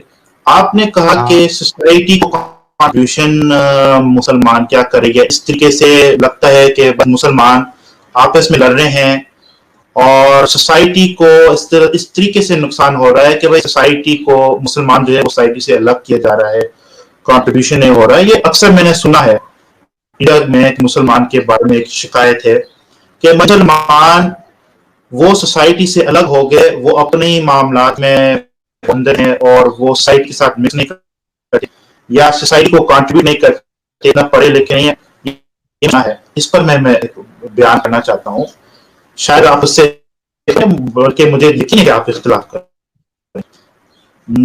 मेरा ये भी है, मुसलमान जो इंडिया में हैं, और सिर्फ इंडिया की बात, जिधर भी मुसलमान माइनॉरिटी है, इधर कनाडा में भी हम माइनॉरिटी में हैं, कई ममालिक में हम माइनॉरिटी में हैं, मुसलमान को सोसाइटी से ही अलग होना चाहिए, सोसाइटी के साथ इंटीग्रेट या एसिमुलेट नहीं होना चाहिए। क्यों? क्योंकि आहिस्ता आहिस्ता हमारा आइडेंटिटी जो है वो खत्म हो जाएगा। हमारे आने वाले नस्ल, अगले जो बच्चे हैं, वो उनके भी अगले नस्ल, वो एक दिन आएगा कि वो मुसलमान बस नाम में ही रहेंगे और सारे काम, सारे जो आदात है, सारे जो आइडेंटिटी, जिस तरह मैं आपको एक मिसाल देता हूँ, एक होता है लिबास भी, एक मिसाल आपको देना चाहता हूँ। इंडिया में आप देख रहे हैं कि मुसलमान आहिस्ता आहिस्ता अपने खास जो लिबास है, टोपी, दाढ़ी वगैरह, सफेद लिबास, उसको छोड़ रहे हैं और यूरोपियन की तरह, बाकी लोगों की तरह पैंट शर्ट पहन रहे हैं। इस तरीके से हमारा आइडेंटिटी जो है वो खत्म होता जा रहा है। तो हमारे लिए सबसे बड़ी चीज सोसाइटी नहीं है, हमारे लिए सबसे बड़ी चीज वो तरक्की नहीं है, मतलब सोसाइटी के अंदर हमारा अपना नाम मनाना या मकाम बनाना, ये हमारा मकसद नहीं है। हमारा सबसे बड़ी चीज ईमान है कि जब हम मरे, हम मुसलमान की हालत में मरे, ईमान की हालत में मरे, और अल्लाह पाक इस पर ही खुश है। आदमी गरीब पूरी जिंदगी में ही गुर्बत में गुजारे, कोई बात नहीं, पूरी जिंदगी जो है वो सड़कों पर वो सब्जियां बेचे, कोई बात नहीं है, बल्कि यही अच्छी जिंदगी है, क्योंकि फिर आपके जो जिंदगी है वो मस्जिद के साथ घूमता है। आप मस्जिद में जा रहे हैं, आप मदरसा में जा रहे हैं। मेरे बात समझ गया आप क्या कहना चाहते हैं? हाँ, समझ गया। लेकिन जब मलेरिया का सीजन आता है तो फिर उनको उसी गवर्नमेंट से फ्री में दवाइयां मिलती हैं, जिसके लिए कुछ कंट्रीब्यूट नहीं कर रहे। कोरोना आता है तो उन जो मासिक भत्ता और जो मेडिसिन है और वैक्सीनेशन है तो भी उसी गवर्नमेंट से चाहिए, जिसके लिए वो कोई कंट्रीब्यूट नहीं कर रहे। तो ये फिर दो में एक साथ सवार रहकर कैसे काम? या तो आप ठीक है गरीबी की जिंदगी जो और दिन रात अल्लाह अल्लाह करो, मस्जिदों में रहो, करो सोशल में कंट्रीब्यूशन, लेकिन फिर सोसाइटी के जो वेलफेयर जो भी वेलफेयर सिस्टम है उसका क्यों फायदा उठाओ, उससे फिर बाहर रहो। तो वो फिर क्यों डिमांड करते हैं फिर? जी आपकी बात सही है कि एक तो मैं एक ज्यादा सियासत पर मैं बात नहीं करता हूँ, लेकिन इतना ही कहूंगा कि मैं समझता हूँ। ये सर सियासत की बात थी, मैंने कहा था ना कि आपका करंट हाथ पे बात करेंगे। सर ये जीवन के लिए जो बेसिक हैं तो चाहिए ना मुसलमानों, या नहीं चाहिए? मुसलमान को चाहिए कि वो इतने इंसुलर हो जाएं, वो इतना मतलब अलग हो जाए बाकी सोसाइटी से कि ये भी चीजें जो है वो अपने ही बना दे। मतलब मुसलमान के अपने हॉस्पिटल नहीं, मुसलमान तो प्रॉब्लम हम फिर तो प्रॉब्लम ही सॉल्व हो गई ना। दिक्कत ही तो यही है सर कि वो शामिल ही नहीं करते इन चीजों में। और फिर चाहिए उनको जो प्रोडक्ट है वो चाहिए, उसको बनाने के प्रोसेस में हम शामिल नहीं होंगे। सुनो एक बात, मैंने एक हैदराबाद के हॉस्पिटल की लिस्ट देखी, ठीक है, वो 1000 लोगों की लिस्ट थी, नहीं सर गलत बोल गया मैं, 100 लोगों के लिए अंगदान, सब पता नहीं 2 महीने की 1 महीने की थी, 4 साल पहले देखी थी मैंने। तो उसमें 100 लोगों की लिस्ट थी जिन्होंने अंग डोनेशन किया था, मतलब शरीर के अंग, बॉडी पार्ट्स डोनेशन दिए थे। अब कोई एक्सीडेंट मर जाता है तो आंखों का डोनेशन, समझ गए, घुटनों का डोनेशन, ठीक है। लेकिन हमारे सुनो सुनो, हाँ बिल्कुल सही है, एक भी मुसलमान ने नहीं दे रखा। ओके, अब लेने वाले, जो अंग लेने वाले थे उनमें, क्योंकि हैदराबाद मुसलमान काफी परसेंटेज में है, उसमें 40% मुसलमान, उन्हीं 100 अंगों को लेने वालों में 40% मुसलमान थे और 60% हिंदू और अदर। तो लेने के लिए तो वो आते हैं अपना हक, तो देने के लिए नहीं आते हैं, तो ये कैसे चलेगा? या फिर लेना भी होना चाहिए था ना। जी अच्छा, मुझे बता देना, मुझे थोड़ा सा इत्तला भी करें। मैंने सुना है, हो सकता है गलत हो, मुसलमान इंडिया में गेटोज में ज्यादा रहते हैं और 2 बहुत मशहूर है। एक है मुंब्रा जो मुंबई में है, एक है जोहापुरा जो अपना अहमदाबाद में है। अब वहां जो गवर्नमेंट है वो उन जगहों को या मुसलमान के इलाकों को इतना सहूलत नहीं देते हैं, उनके लिए इतना सर्विस नहीं देते हैं। तो वो जो गेटोस है मुंब्रा जोहापुरा इस तरह के, और मुसलमान अक्सर ज्यादातर ही इन शहरों में रहते हैं ना। मुसलमान जो देहात में है वो कुछ और है, लेकिन ज्यादातर मुसलमान जो मैंने सुना इंडिया में वो सिटीज के अंदर और स्लम्स के अंदर रहते हैं। अब वो जो है कहते हैं कि गवर्नमेंट हमारे लिए इतने सर्विस नहीं कर रहे हैं, तो हम क्यों ना अपना ही हॉस्पिटल ना बना दे, हम क्यों ना अपना ही वाटर सिस्टम और सूरज सिस्टम और हम खुद ना चलाएं। तो इस तरीके से मैं समझता अच्छी बात है कि मुसलमान वो इंडिपेंडेंट हो जाए गवर्नमेंट से। वैसे मैं सियासत के ये कहने का मतलब ये था कि एक सियासी निजाम है सोशलिज्म जो ज्यादातर हमारे एशिया में है, जिसमें गवर्नमेंट हर काम करता है। गवर्नमेंट ने आपके सड़कों को बनाना है, गवर्नमेंट ने आपको हॉस्पिटल बनाना है। नहीं, मुझे ये जवाब नहीं चाहिए जी, मुझे उस चीज का जवाब दो कि देना आराम था तो लेना भी आराम होना चाहिए था ना। मतलब वो वेलफेयर लेते हैं लेकिन वेलफेयर देने में शामिल नहीं होते। अगर ले रहे हैं, जैसे आपने एक मिसाल दिया कि वो ऑर्गन्स ले रहे हैं, मुसलमान ऑर्गन ले रहे हैं, मुसलमान ऑर्गन डोनेट करने में हम बिल्कुल हमारा शरई मसला, हम उसको हराम कहते हैं। ऑर्गन लेने में मुझे नहीं पता कि शरई मसला जवाब क्या है, बिल फर्ज कह दे कि ठीक है मुसलमान ले रहे हैं। हैदराबाद में क्योंकि मुसलमान ज्यादा है इसलिए वो 40% का फिगर आपको हो सकता है। बात दरअसल कि मुसलमान क्या उस पर खर्च कर रहे हैं या उसको मुफ्त में ले रहे हैं, ये मुझे नहीं पता। सरकारी सर, नहीं वो सरकारी रिकॉर्ड था। हाँ जी ठीक। तो ये सिस्टम का मसला, सिस्टम को चेंज करे। सरकार को नहीं चाहिए कि हर चीज को लोगों को दे, सरकार का ये काम नहीं है। No no no no, secular है यहाँ पे सरकार, हमारा संविधान है सेकुलर है। वो जो अंग लेने वाला आता है ना, बस उसका हैं, रिलीजन का कोई कॉलम ही नहीं होता। अब हमें क्यों पता वो मुसलमान है, क्योंकि भाई ये इस्लामिक नाम है इसलिए। अब हिंदुस्तान में एक RTI नाम का कानून है, राइट टू इंफॉर्मेशन, आप किसी भी चीज की इंफॉर्मेशन गवर्नमेंट से मांग सकते हो। तो लोगों ने उसी कानून के तहत हॉस्पिटलों के रिकॉर्ड दिए थे, उसमें ये लिख के आया था जिसमें कि पिछले पता नहीं 2 महीने का था, 3 महीने का, कि इसमें ये कोड है, इतने अंग हुए और इतने प्रत्यारोपण, मतलब सर्जरी जो अंग लगाए गए, उसके आंकड़े थे ये। ठीक है, अब इस चीज से कैसे निपटा जाए? देखिए, मैं इसलिए कह रहा हूँ कि मुसलमान अगर ऐसे कर रहे हैं तो गलत कर रहे हैं ना, वो मैं आपको आपके साथ दे रहा हूँ कि भाई आप अगर कंट्रीब्यूट नहीं कर रहे हैं तो कम से कम अगर आप ले रहे हैं हुकूमत से, गवर्नमेंट से या लोगों से, तो आप भी कुछ कंट्रीब्यूशन करें, कुछ खर्च करें। मिसाल के तौर पर ये आपने एक मिसाल दिया कि ऑर्गन डोनेशन का, अगर मुसलमान जो है वो मुफ्त में ऑर्गन ले रहा है तो उसको चाहिए ना अखलाकी तौर पर कि भाई जिसने आपको दिया है उसको भी कुछ देना, कुछ रकम दे, कुछ पैसे दे, जितना आप दे सकते हैं, ताकि वो ना समझे कि भाई ये लोग, ये जो कौम है, ये देते कुछ नहीं लेकिन लेते सब कुछ। आपकी बात मैं समझ गया हूँ कि आपकी बात सही है जी।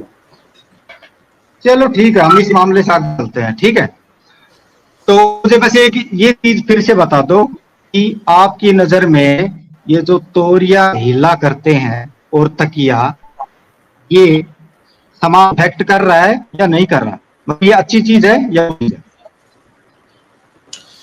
ये शायद आप लोगों को की तरफ से भी गलत फहमी है कि मुसलमान एक हिकमत, एक चीज होता है ना, हिकमत भी होता है कि आप हर बात को हर जगह नहीं बयान करते हैं, इसके एक अंदर हिकमत है। लेकिन ये झूठ बोलने और इसमें एक फर्क है कि भाई मैं आपका हिंदुइज्म पर इतना शदीद क्रिटिसिज्म कर सकता हूं लेकिन इस जगह पे नहीं करूंगा। इसका नहीं मतलब कि मैं झूठ बोल रहा हूं या मैं आपको एक मुनाफिकत कर रहा हूं या तो दूसरा चेहरा दिखा रहा हूं। वो होते हैं कुछ चीजें आप, लेकिन जरूर वो बात करें जो हक है, जो सच है, ये ना बात करें जो। एक सेकंड, नहीं नहीं नहीं, तो आम मुसलमान को क्रिटिसाइज कर ही नहीं रहा मैं, तो उनके जो लीडर है, उनका जो रवैया है उसकी बात कर रहा हूँ। अब बताओ, वो खुद के फायदे के लिए भी झूठ, मतलब बिना किसी गिल्टी फील बोल देते हैं, क्योंकि उन्हें लगता है वो इस्लामिक तरीके से एकदम सही कर रहे हैं, तो ये उनको बढ़ावा देता है बार बार ये हरकत दोहराने का। और फिर वो सिर्फ ये दुख नहीं है कि वो हिंदुओं के खिलाफ ये तकिया वकिया यूज करते हैं, नो, ये खुद आपस में भी करते हैं। आम मुसलमान डरता है झूठ बोलने से, मौलवी एक भी डरता झूठ बोलने से। तो केस बाय केस बेसिस देखना होगा कि मौलवी, मतलब कौन सा मौलवी है, क्या बात कर रहा है। आपने मिसाल दिया कि मीडिया में आकर कहते भाईचारा की बात करते हैं, फिर अपने मस्जिद में या अपने खुतबा जब देने का वक्त आता है वो हिंदुओं के खिलाफ बात करते हैं, तो देखना पड़ता है। सिर्फ हिंदू नहीं सर, आपस में सेक्ट्स है ना, उनके खिलाफ भी, मैं सिर्फ हिंदुओं की बात नहीं। हाँ जी ठीक है, लेकिन जैसे मैंने कहा कि भाई ये हमारे अंदर इख्तिलाफ है ना। मैं भी, आपने मुझे भी देखा है कि मैं मुफ्ती साहब के चैनल पे जाता हूँ, उनके साथ डिबेट करता हूँ। अरे वो तो नेक्स्ट लेवल है, वो तो कोई एलियन है, उसकी छोड़ो। ठीक है, बस ये आपकी नजर में ये जो कर रहे हैं मौलवी, ये नुकसानदायक चीज है ना या नहीं है? ये क्या चीज है? ये जो इतनी ज्यादा हर चीज में तोरिया तक का यूज करना, वही तो मैं आपसे पूछ रहा हूँ ना कि इसका कोई एग्जांपल दे दे कि मैं इसको केस बाय केस बेसिस देखूंगा कि जिस चीज को आप तोरिया कह रहे हैं या आप तकैया कह रहे हैं, क्या वाकई वो तकैया है या वो हिकमत है? जी, एक तो अपने अभी ये लाहौर वाले मौलवी साहब एग्जाम्पल है, दूसरे अपने मुबासिर साहब देखो, वो कभी तो कुछ वो कहते हैं कि मैं जिंदगी में मैंने कभी गाली निकाली नहीं, बड़ी जोर से दावा कर देते हैं, क्योंकि उन्हें लगता है कि जो अल्लाह के लिए मैं कर रहा हूं ना, तो मेरी सारी माफ है जी। मैं कहने गाड़ी काटो जी, गंदी बात करो, अल्लाह सब, क्योंकि अल्लाह के लिए काट रहा हूं। ये क्या तुक बन गया? वे सोचते हैं कि मैं तो अल्लाह के लिए कर रहा हूं तो सब कुछ चाहिए। अब उन्होंने आपको गालियां दी, पता है क्या सोच के देता है? उसे लगता है कि मैं तो बहुत बड़ा काम कर रहा हूं, अल्लाह के लिए कर रहा हूं। अगर इनका ये सोच है, अगर ये देखें, अगर इनका यही सोच है कि भाई हम चूंकि एक अच्छे मकसद के लिए काम कर रहे हैं तो जो मर्जी हम बोले, जो बोले, अच्छा मकसद नहीं, अच्छा मकसद नहीं, नो नो नो, अच्छा मकसद तो सोसाइटी कंट्रीब्यूशन में उसके से अच्छा मकसद नहीं, अल्लाह के लिए कर रहे हैं इसलिए सब माफ। हाँ यही तो मैं कह रहा हूँ कि इनका ज़हन में, देखो मैं इनका सोच आपको बता रहा हूँ पहले, इनके ज़हन में ये है कि हम खुदा के लिए कर रहे हैं, अल्लाह के लिए कर रहे हैं, तो अगर हम कोई गाली भी दे, कोई गलत बात भी करे, कोई झूठ भी बोले, अगर वो मकसद के लिए है, वो पूरा हो रहा है तो ठीक है। तो मैं इस सोच से जो है मैं सहमत नहीं हूं, मैं एग्री नहीं करता हूं। मैं सोच को रद्द करता हूं कि ये गलत सोच है और ना ये इस्लाम यही तो का बात थी, ठीक है। ये सोच, ठीक है सर, इसको वो मैकियावेलियनिज्म कहते हैं इंग्लिश में। मैकियावेली का ये कहना था कि भाई एंड्स जस्टिफाई द मीन्स, कि अगर आपका मकसद सही है ठीक तो है सर। जो भी आपका मेथड है वो भी सही है, चाहे वो नहीं गलत सर, हो। उनका उनका मकसद भी कहाँ ठीक है। आपको गालियां देकर कौन सी आखिरत में कुछ फायदा हो जाएगा, बताओ। जी। तो हाँ, अच्छा, आपने वो मौलवी साहब जो लाहौर में, मुफ्ती अजीजुर रहमान, जिसने हाँ, बस उसने ये, कुरान भी याद रख दिया था। अच्छा, हाँ जी, उसने झूठ बोला है, बिल्कुल उसने झूठ बोला है। तो लेकिन इसको हम तकैया नहीं कहेंगे, इसको कहेंगे कि इसका जाती किरदार है, कि ये एक घटिया आदमी है, इसने झूठ बोला है। तो इसको ये नहीं कहेंगे कि क्योंकि वो मौलवी साहब है इसलिए जो वो कर रहा है वो इस्लाम के मुताबिक है। भाई वो बदफेली जो उसने किया वो तो इस्लाम के मुताबिक कैसे हो गया? अच्छा अच्छा, वो तो तो आपका कहना है कि वो ये बात जो सुने ना। मौलवी, इन मौलवियों ने खुद से ये सिस्टम बना लिया है, ये कहना चाहते हो?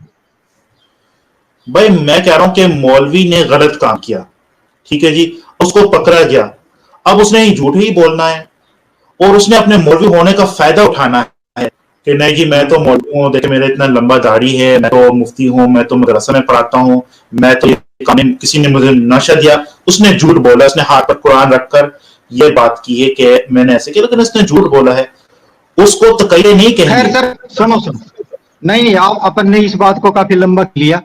बस छोटी सी बात, मुझे ये लगता है कि आम मुसलमानों को अल्लाह से खौफ है, लेकिन जो मौलवी हैं उनको बिल्कुल भी खौफ नहीं है। ऐसा क्यों है? ये भी हम मुतलका नहीं कह सकते कि सारे मौलवी ऐसे हैं, नो ऐसे नो, कुछ। मेजोरिटी, सर मेजोरिटी है। मेजोरिटी में मैं नहीं कहूंगा कि मेजोरिटी ऐसे है, मैं जरूर कहूंगा कि मौलवी मौलवी एक करप्ट तबका है, इसमें काफी ज्यादा करप्शन है।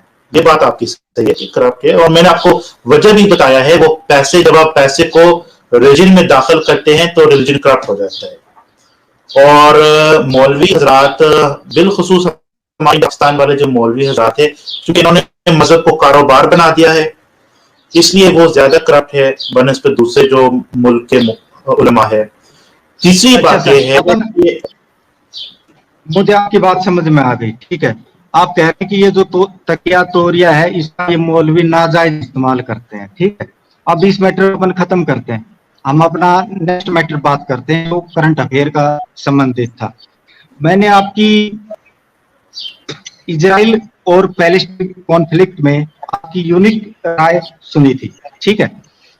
मुझे लगता है कि अगर कोई पाकिस्तान में कोई बंदा वो राय दे देता तो पक्का उसका तीन पांचा एक हो चुका होता है, ठीक है।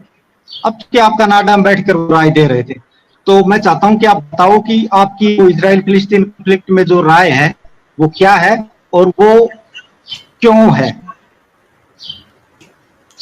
मैं सही समझ नहीं सका किस चीज के बारे में राय। Israel Palestine conflict. हाँ जी।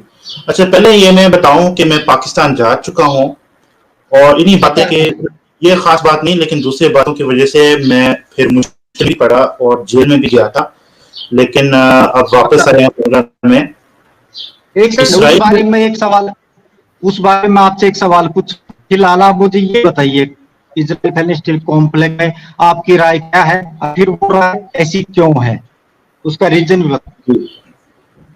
इसराइल और पैलेस्टाइन के जो कॉन्फ्लिक्ट है, मैं समझता हूँ ये मैं एक चीज ऐड कर देता हूँ मैं इस सवाल में, वो ये है कि इस राय के पीछे क्या आपके जो अल्लाह से निर्देश मिलते हैं, क्या उसका कोई रोल है, साथ में ये बताना।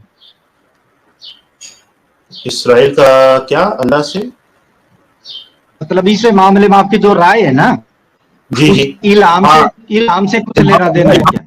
हम ही रहे ना, इल्हामन मुझे बताया गया कि इसराइल जो है वो अपने हक जो है वो रखते हैं कि वो अपने दिफा कर रहे हैं, अपने डिफेंस कर रहे हैं। क्यों इस पर इल्हाम हुआ? क्योंकि अक्सर मुसलमान जो है वो कुछ और समझते हैं, जो चूंकि इतना बड़ा गही फैल गई हमारे कौम के अंदर, इसलिए इसका तस्हीह, इसका करेक्शन वो अल्लाह पाक ने मेरे दिल पर किया इल्हाम। वरना एक आदमी जो है वो अपनी ज़ात आप भी कोई तहकीक कर सकते हैं, कुछ किताबें पढ़ सकते हैं या कुछ न्यूज़ पढ़ सकते हैं और आपको भी उसी नतीजे पर पहुंचेंगे जिस नतीजे पर मैं पहुंचा हूं इल्हाम की वजह से। मगर नतीजा क्या है? वो ये है कि इसराइल और पैलेस्टाइन का जो कॉन्फ्लिक्ट है ये मजहबी कॉन्फ्लिक्ट नहीं है, ये यहूदी मुसलमान वाला लड़ाई नहीं है, ये जमीन के ऊपर एक मसला है। जैसे कश्मीर जो है वो जमीनी एक इख्तिलाफ है कि भाई ये जमीन हमारा है या आपका है, इसको खामखा मजहब जो है वो घुसेड़ना या दाखिल करना ये गलत है।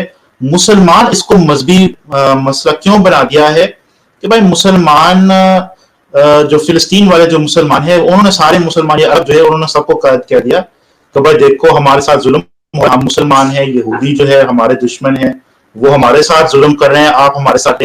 तो सारे पूरी जो है पाकिस्तान, इंडिया, सारे जितने मुसलमान हैं दुनिया में उन्होंने कहा कि भाई फिलिस्तीनी हक पर है।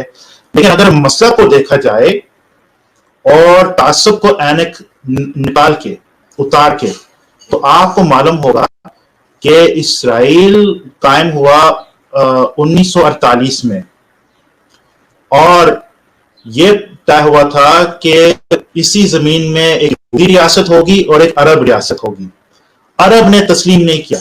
1948 में अरब ने, इजिप्ट ने, जॉर्डन ने, सीरिया ने, इराक ने, ये सारे अरब ममालिक नहीं, हाँ वो युद्ध हुआ था, हमला किया जी, पता है मुझे सर। वो उसका हमारे अग्रेशन हमारे तरफ मैं तो ये सुना, हाँ बिल्कुल हुआ था, बिल्कुल। मैं ये जानना चाहता था कि आपकी नजर में इजराइल एकदम सही है और उसको कायम रहना चाहिए और इजराइल को एक्सपेंड भी करे तो करना चाहिए? जी बिल्कुल। मैं हाँ, इसराइल के देखिए, इसराइल भी कुछ ज्यादा भी रिएक्शन करते कभी कभार, लेकिन उसूली तौर पर उनका हक है कि वो अपना दिफा करे और वो जो रियासत जो उन्हें कायम किया वो कायम रहना चाहिए। उनका देखिए, उनका पुराना घर है, उनका वतन है, उनका देश है, जिससे उनको निकाला गया काफी अरसे पहले। अब वो वापस आ गए, ये कहते हैं कि हमारा पुराना, हमारा अब्बा-अजदाद के, हमारे बाप दादा का मुल्क है, हमारे इधर रहने का हक है, तो बिल्कुल उनका हक है। उनको अरब इतना तासुब और तासिब हो गए कि वो हक देने के लिए। ठीक है, आप मुझे पहला कोई मुसलमान मिला है इसकी ये राय है, ठीक है। मुझे ये बताओ, अगर आप पाकिस्तान में रहे होते और आपकी राय ये होती इस वक्त इजराइल के बारे में, तो आपका क्या अंजाम होता?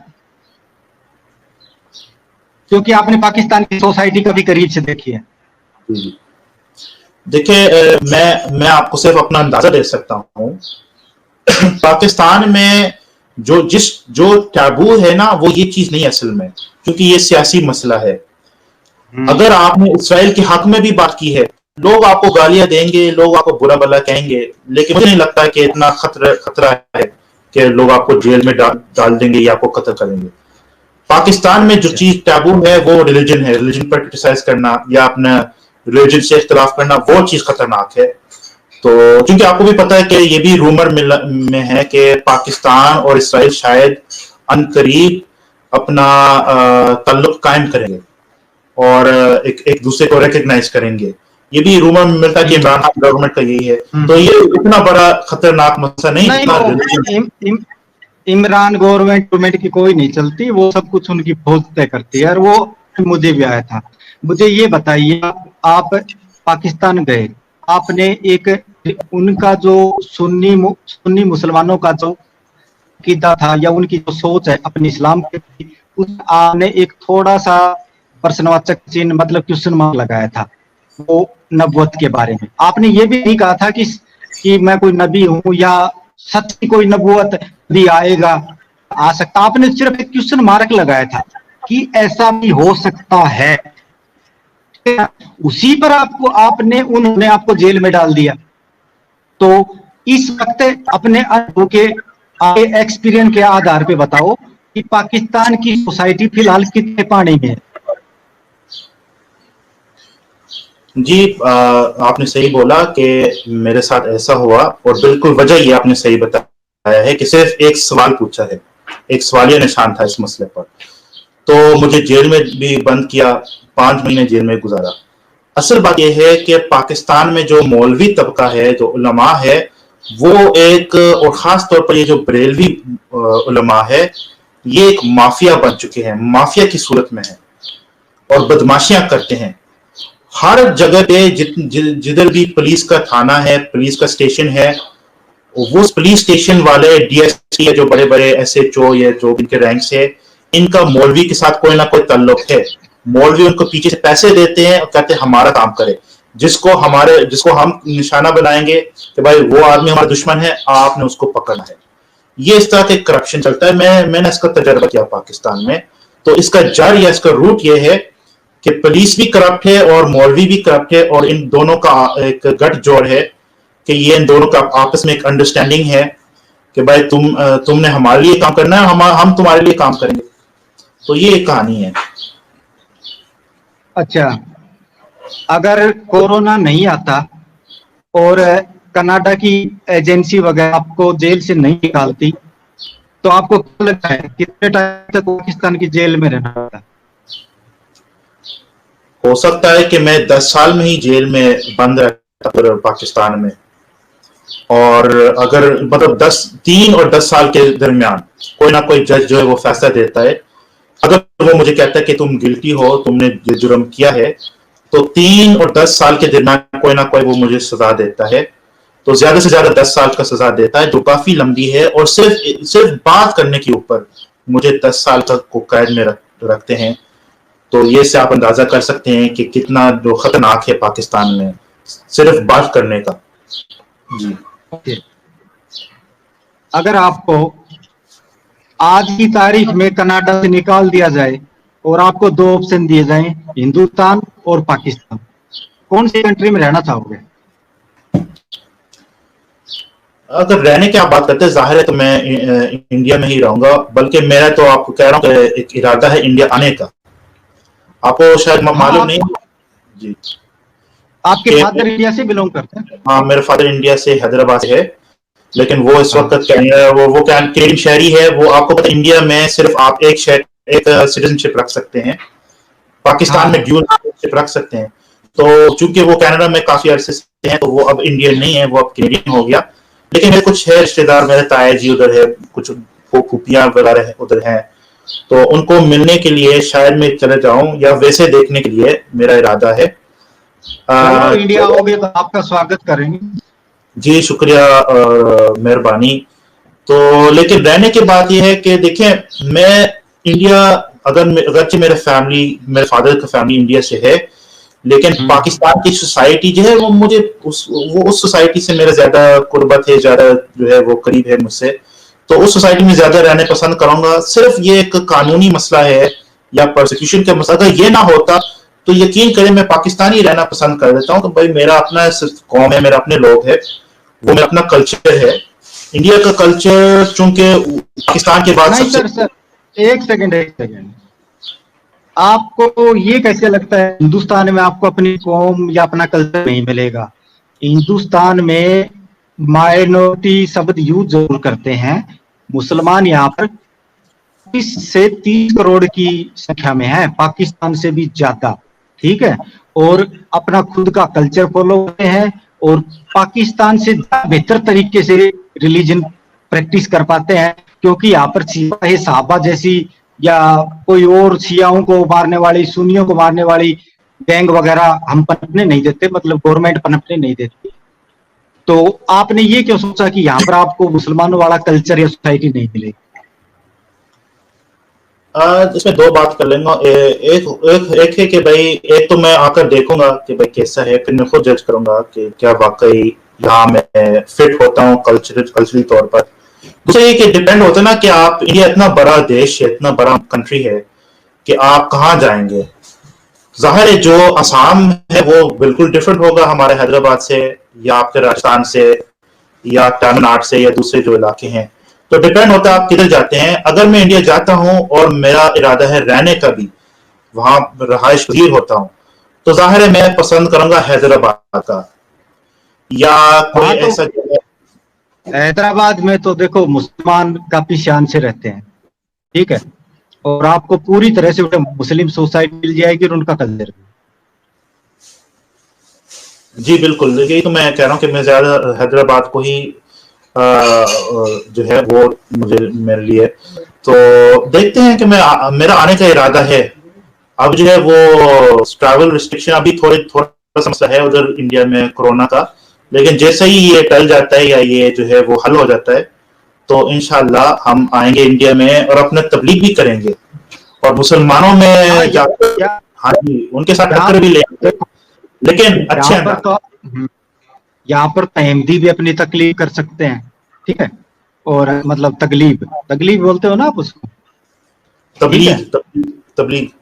हाँ तबलीग। अगर अहमदी मुसलमान सबसे सुरक्षित कहीं है, मतलब अपने सब कॉन्टिनेंट में, पाकिस्तान, बांग्लादेश और हिंदुस्तान, श्रीलंका, तो वो हिंदुस्तान है, यहाँ पर पूरी प्रोटेक्शन है, ठीक है, और किसी को इजाजत नहीं है कि वो डायरेक्टली उनके, मेरा साहब है ना ये गुलाम अहमद साहब, उनके ऊपर डायरेक्ट उनकी गालियां दे उनको वगैरह वगैरह, ऐसी इजाजत यहाँ नहीं है हिंदुस्तान में, क्रिटिसाइज करते हो। तो यहाँ पर हिंदियों के पास भी आदमी खुलकर सांस लेने का और अपनी जमात को बढ़ाने का मौका उपलब्ध।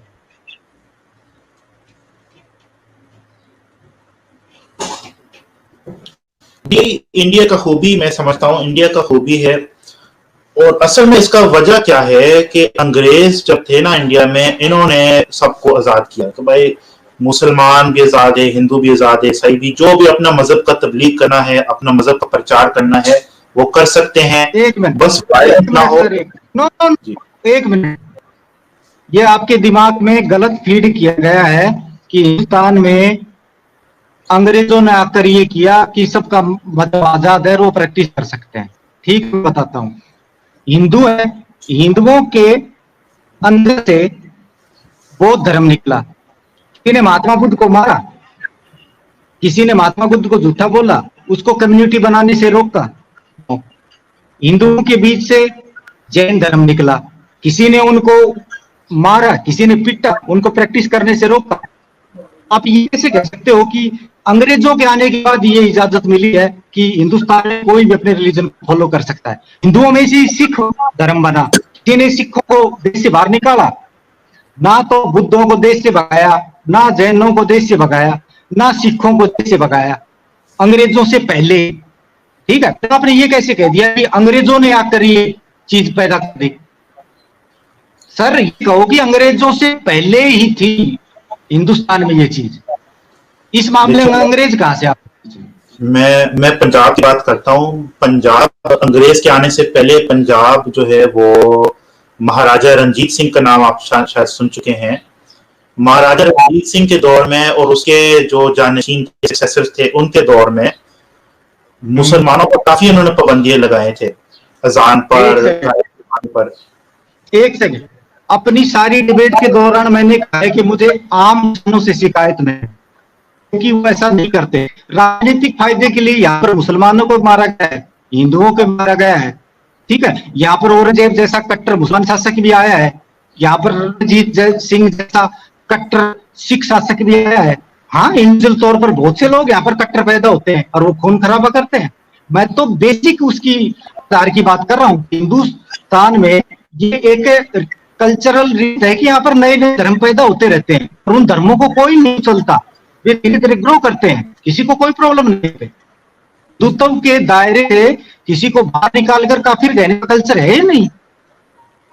जी आपकी बात सही है। मैं इस पर आपसे इतना कहना चाहता हूँ, अंग्रेज ने क्या काम किया? अंग्रेज ने कानूनी तौर पर पूरी इंडिया में, या जहां तक वो उनका राज था, उन्होंने ये आजाद किया।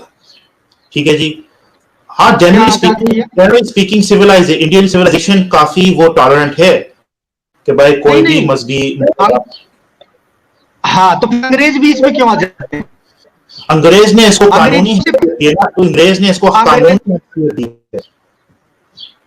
सर वो तो सिंपल बात है ना, अंग्रेजों से कानून थे ना। देखिए कुछ इलाके, देखिए मैं सारे इंडिया की बात नहीं करूं, लेकिन कुछ इलाके में जुल्म था, कुछ इलाके में जबरदस्ती था। पंजाब में अंग्रेजों ने भी किया था। तो अंग्रेजों ने भी तो किया था जुल्म, तो सबका अपनी राजनीतिक फायदे के लिए तो अंग्रेजों ने किया था।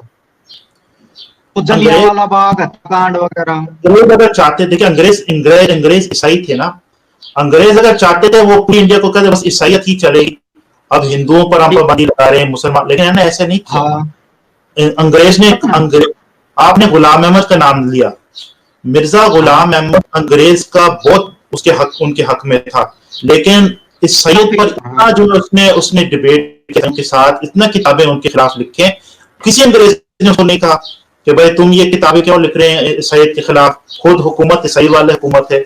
उन्होंने कहा ठीक है भाई, यहाँ सेक्युलरिज्म का कॉन्सेप्ट अंग्रेज ने दिया इंडिया को कि अगर जे हम महात्मा बुद्ध ने हिंदू धर्म को बुरी तरह रिजेक्ट किया, ठीक है। महात्मा बुद्ध के खिलाफ कोई यहाँ पर ऑर्गेनाइज तरीके से उनका विरोध नहीं हुआ।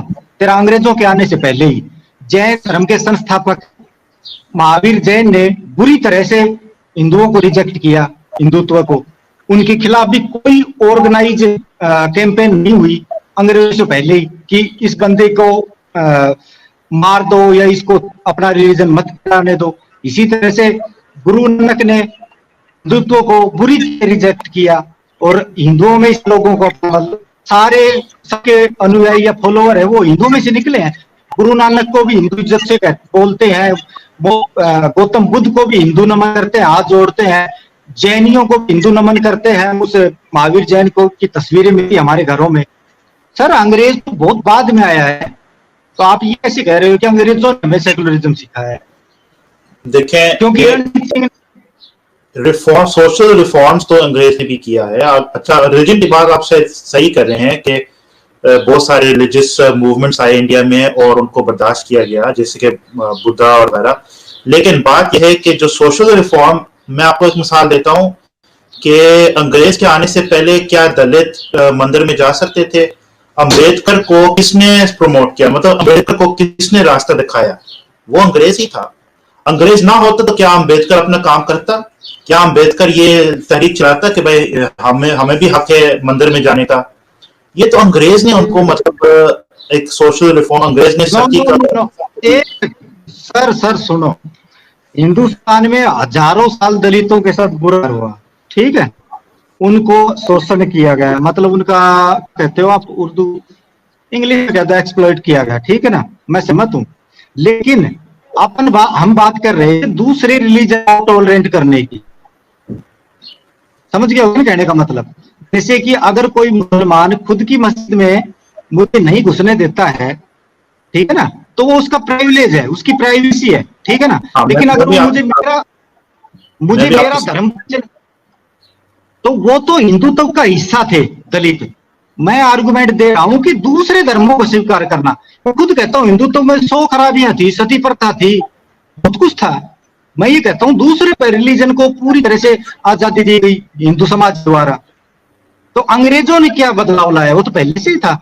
अच्छा, रही बात आ गई हिंदुओं में रहकर अपने अधिकार हासिल करना, दलित वगैरह ना, बाकायदा अंग्रेजों के आने के बाद विनोबा भावे जैसे समाज सुधारकों ने, सोशलिस्ट ने इस मामले में क्रांति का, और मैं तो बड़ा खुश हूं। अगर आज तक वो दलित पर लागू होती ना, तो हिंदुस्तान टुकड़े टुकड़े बिखर चुका होता। दलितों ने तो बहुत बड़े बड़े काम कर दिए उसके बाद से, हालांकि मैं दलित नहीं हूं, ठीक है। लेकिन आज अगर आप किसी यूनिवर्सिटी में जाते हो, यूनिवर्सिटी छोड़ो, आप अपने दोस्तों के साथ बैठकर एक पार्टी करो कहीं भी हिंदुस्तान में, वहां पर कोई आपको जाति के बारे में बात करता ही हुआ नहीं मिलेगा, कोई आपसे आपकी जाति नहीं पूछेगा। यहाँ पर ऐसा कल्चर बढ़ गया है, किसी भी कोने में चले जाओ बड़े शहरों में। जाति से हमने निपट लिया, जातिवाद से हमने निपट लिया। मेरा कहने का मतलब यह था दूसरे धर्म, जैसे कि बुद्ध था, जैन था और सिख था, तो मुसलमानों को भी हमने तो यहाँ आने की खुली इजाजत दी। मुसलमान धर्म भी देखो कितना फैला, 30 करोड़ हुए। जो लड़ाइयां हुई तो पॉलिटिकल तौर पे हुई है, शासन के लिए। जी आपकी बात सही है, रिलीजन के लिहाज से आपकी बात सही है। मैंने पंजाब का मिसाल दिया बहरहाल, तो उस पर वो रिलीजियस ही रिस्ट्रिक्शन कर रहे थे महाराजा रणजीत सिंह मुसलमानों पर। तो लेकिन महाराजा एक सेकंड, महाराजा रणजीत 50 साल राज किया होगा उसने, ज्यादा से ज्यादा, ठीक है, यही है ना। और वो भी पंजाब के एक छोटे से हिस्से में, हिंदुस्तान बहुत बड़ा है। तो महाराजा रणजीत के आधार पर आप अंग्रेजों को क्रेडिट कैसे दे सकते हैं?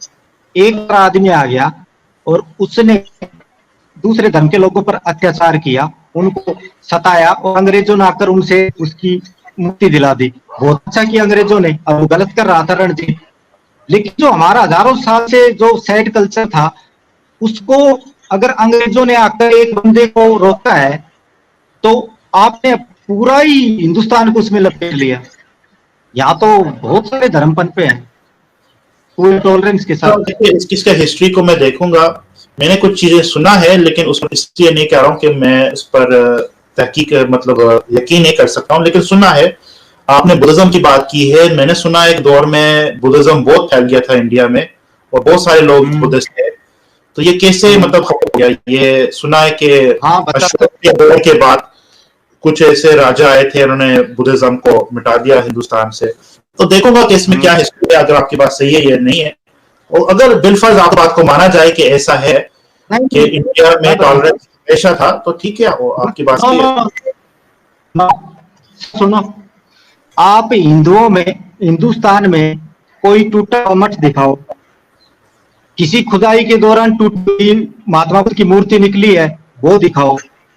ठीक है, अगर उन्होंने हिंदू बुद्ध को कुचला होता तो सीधी सी बात है, उनके मठ तोड़े जाते, मूर्तियां तोड़ी जाती और उनके सबूत आसानी से मिल जाते। वापिस क्यों बैक हुआ बौद्ध धर्म से? सर जी, हिंदू रिलीजन में इतनी आजादी है कि हिंदुत्व के दायरे से आप किसी भी हालात में बाहर ही नहीं होते हो। आप मोहम्मद साहब को नहीं मानते, इस्लाम से बाहर। आप साहबा को नहीं मानोगे, इस्लाम से बाहर। आपने गुलाम को कुछ मान लिया तो इस्लाम से बाहर। हिंदुत्व में वो नहीं। बुद्ध धर्म में नियम थे, ठीक है, और लोग वापस आजादी लेना चाहते थे, अय्यासी। दूसरा, उसमें जो बुद्ध धर्म में त्याग की सिस्टम है ना, कि सब त्याग करना पड़ेगा। अब कोई अपनी गद्दी छोड़ जंगल क्यों जाना चाहेगा? तो वो सोचेगा इस पिंडे छुटवा लूं मैं बुद्ध धर्म से, ठीक है। तो उसने अपनी जनता को, भाई हिंदू हो जाओ सारे, ये अपने फॉलो नहीं होगा बुद्ध धर्म, ठीक है ना। ये बात है। वो नहीं तो आज टूटे हुए मठ मिलते, टूटे हुए बुद्ध के स्टैच्यू मिलते। मैं मानता हूं पॉलिटिकल काम के लिए वापिस कन्वर्ट हुए, लेकिन बौद्ध धर्म के खिलाफ नफरत के कारण नहीं, बल्कि बौद्ध धर्म से इच्छा छुड़ाने के लिए इन राजा महाराजाओं ने अपनी जनता को वापिस कहा कि हिंदू बन जाओ, क्योंकि उन्हें लगता था कि अगर हम बुद्ध धर्म को फॉलो करेंगे तो हमें नियम मान पड़ेंगे, और वो छोड़ना नहीं चाहते थे। हिंदू धर्म ऐसा है, इसमें आप त्याग भी अपना सकते हो, अय्यासी भी अपना सकते हो, इसमें आप मांस खा भी सकते हो और नहीं भी खा सकते। इसमें कुछ ऐसा ही, मैं हनुमान का भगत हूं और मैं राम को नहीं मानता तो भी मैं हिंदू हूं। मतलब मैं राम को नहीं मानता लेकिन फिर भी मैं हिंदू हूं। मैं कृष्णा को नहीं मानता, हनुमान मानता हूं, फिर भी मैं हिंदू हूं। तो हिंदू धर्म का तो फंडा ही अलग है सर। अच्छा, एक चीज पर आप जरा गौर करें, जरा सोचे ना आप, कभी तन्हाई में जब आप बैठे हैं, थोड़ा सोचे इस पर। मैं मुसलमान हूं, मेरे बाप दादे किसी जमाने में वो हिंदू थे, वो शायद खट्टी हिंदू थे या पता नहीं कौन से कास्ट से बिलोंग करते थे, वैसे वो हिंदू तो थे। तो वो मुसलमान हो गए, कन्वर्ट हो गए। अब जरा सोचे इस बात पर, वो हिंदुस्तानी लोग थे, वो हिंदुस्तान में रह रहे थे, वो किसी कैस्ट से बिलोंग करते थे। उन्होंने ऐसा क्यों सोचा भाई हम मुसलमान क्यों हो? मुसलमान एक इस्लाम, एक रिलीजन, एक फॉरेन रिलीजन है, एक वो दूर से आया, अरब से आए हैं, इधर इंडिया से इसका क्या ताल्लुक नहीं है। उन्होंने अपने बाप दादे के रिलीजन को छोड़कर एक दूसरे रिलीजन भी इख्तियार किया, वो भी रिलीजन जो एक फॉरेन रिलीजन है, जो दूर से आया है, जो अरब से आया है, जो मिडिल ईस्ट से आया है, उसको जिसकी किताब किसी दूसरे जुबान में है, जिसकी इबादत का तरीका बिल्कुल डिफरेंट है, जिसकी फिलॉसफी बिल्कुल डिफरेंट है। तो उन्होंने कोई खूबी तो देखा होगा ना कि भाई ऐसे तो लोग नहीं करते रहे, बस हमने छोड़ दिया अचानक। वो सोच समझ कर छोड़ देते हैं।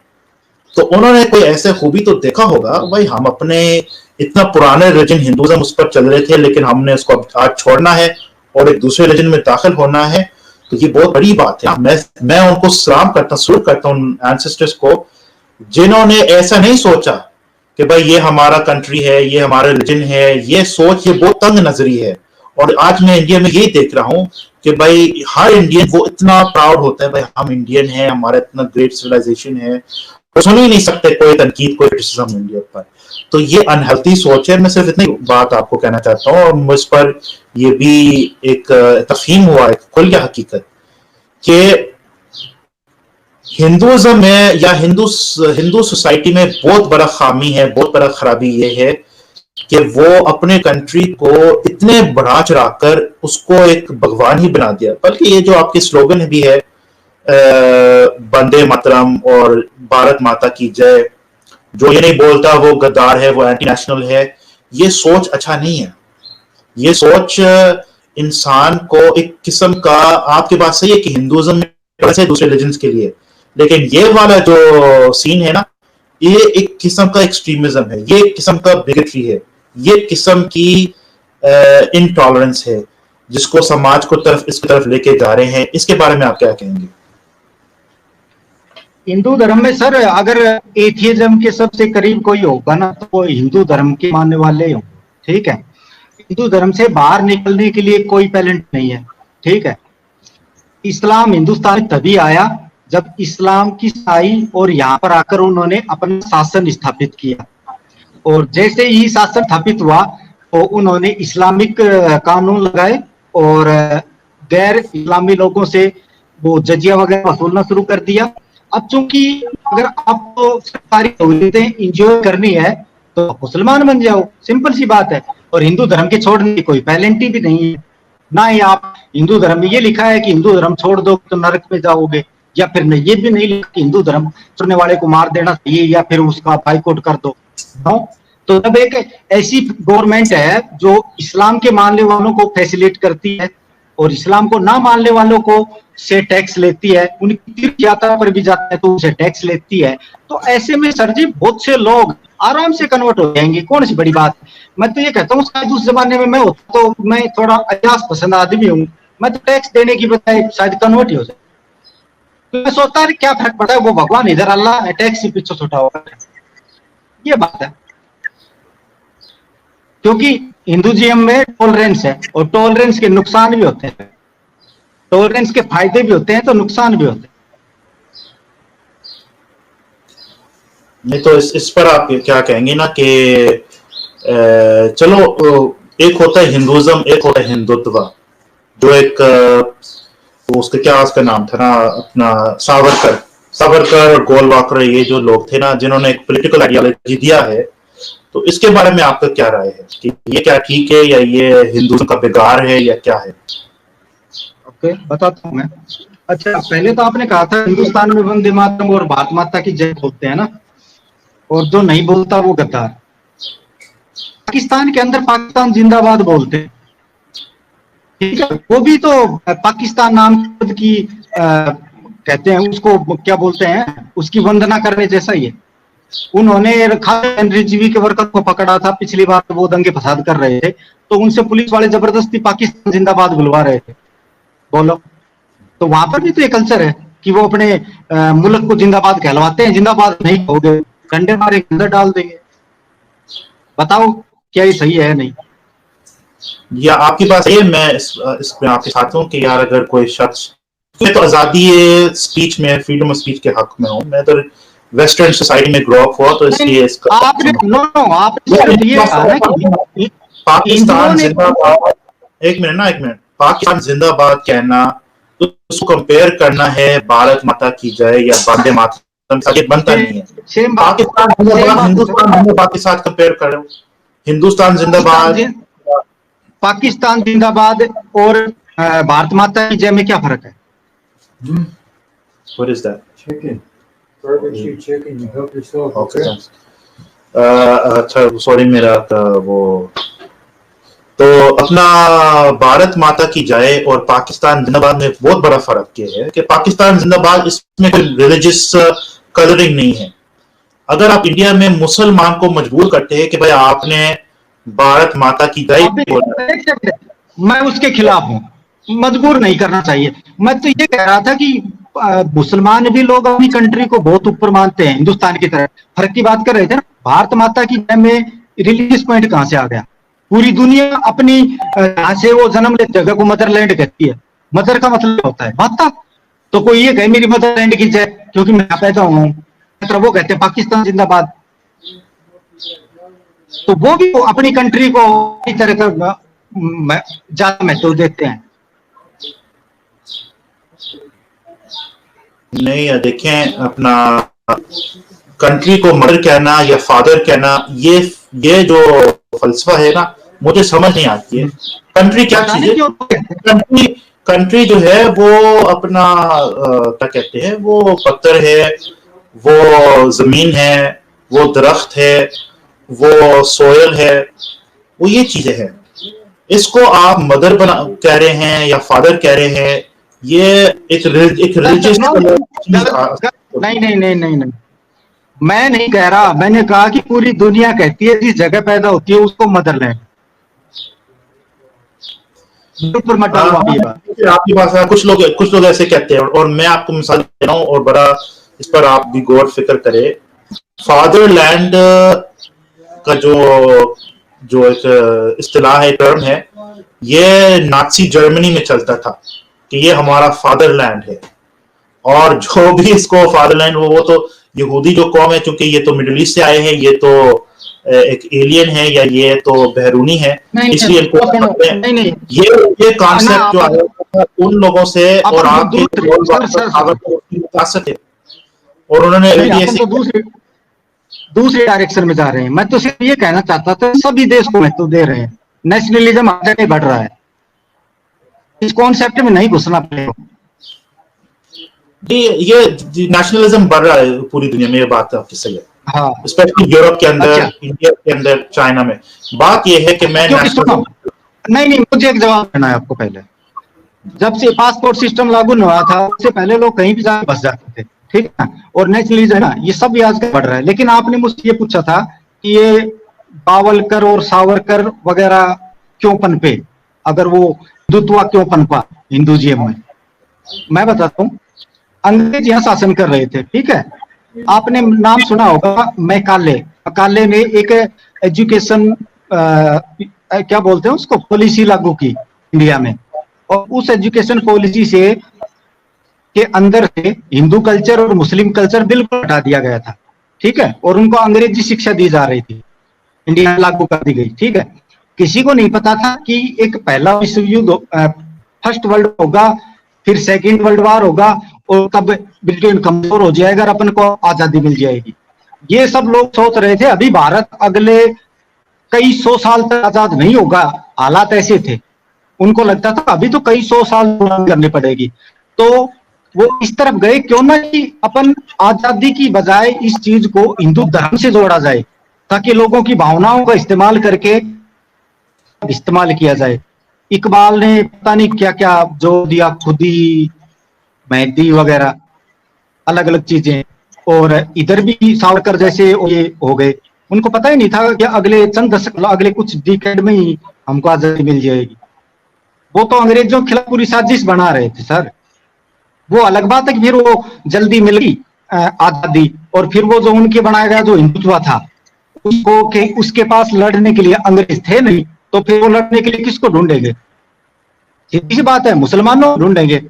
इस तरह से अफगानिस्तान से तालिबान को वापस बुलाया, मुजाहिदीनों को पाकिस्तान नहीं, सॉरी, वापस बुलाया पाकिस्तान, जब उसका रूस अफगानिस्तान से बाहर चला गया था, तो उनको खुद को भारी पड़ गए वो मुजाहिदीन, वो कुछ को कश्मीर भेजने लग गए, खुद के ऊपर भारी पड़ गए। सेम वही इसकी बात है, जो चीज बनाई थी अंग्रेजों के खिलाफ, अंग्रेज चले गए और पड़ गई भारी उनके काउंटर पार्ट पर। भाई सबको काउंटर पार्ट तो चाहिए ना अपने अस्तित्व को बचाने के लिए, सिंपल सी बात है। मैं कहता हूं कि हिंदुत्व के लिए अंग्रेज जिम्मेदार है, वरना हिंदुइज्म ही रहता वे ऑफ लाइफ, हिंदुत्व नहीं बनता। जी आपकी बात सही है कि अंग्रेज ने, तो ठीक है, अगर आपके मजीद कुछ सवालात है वो पूछे।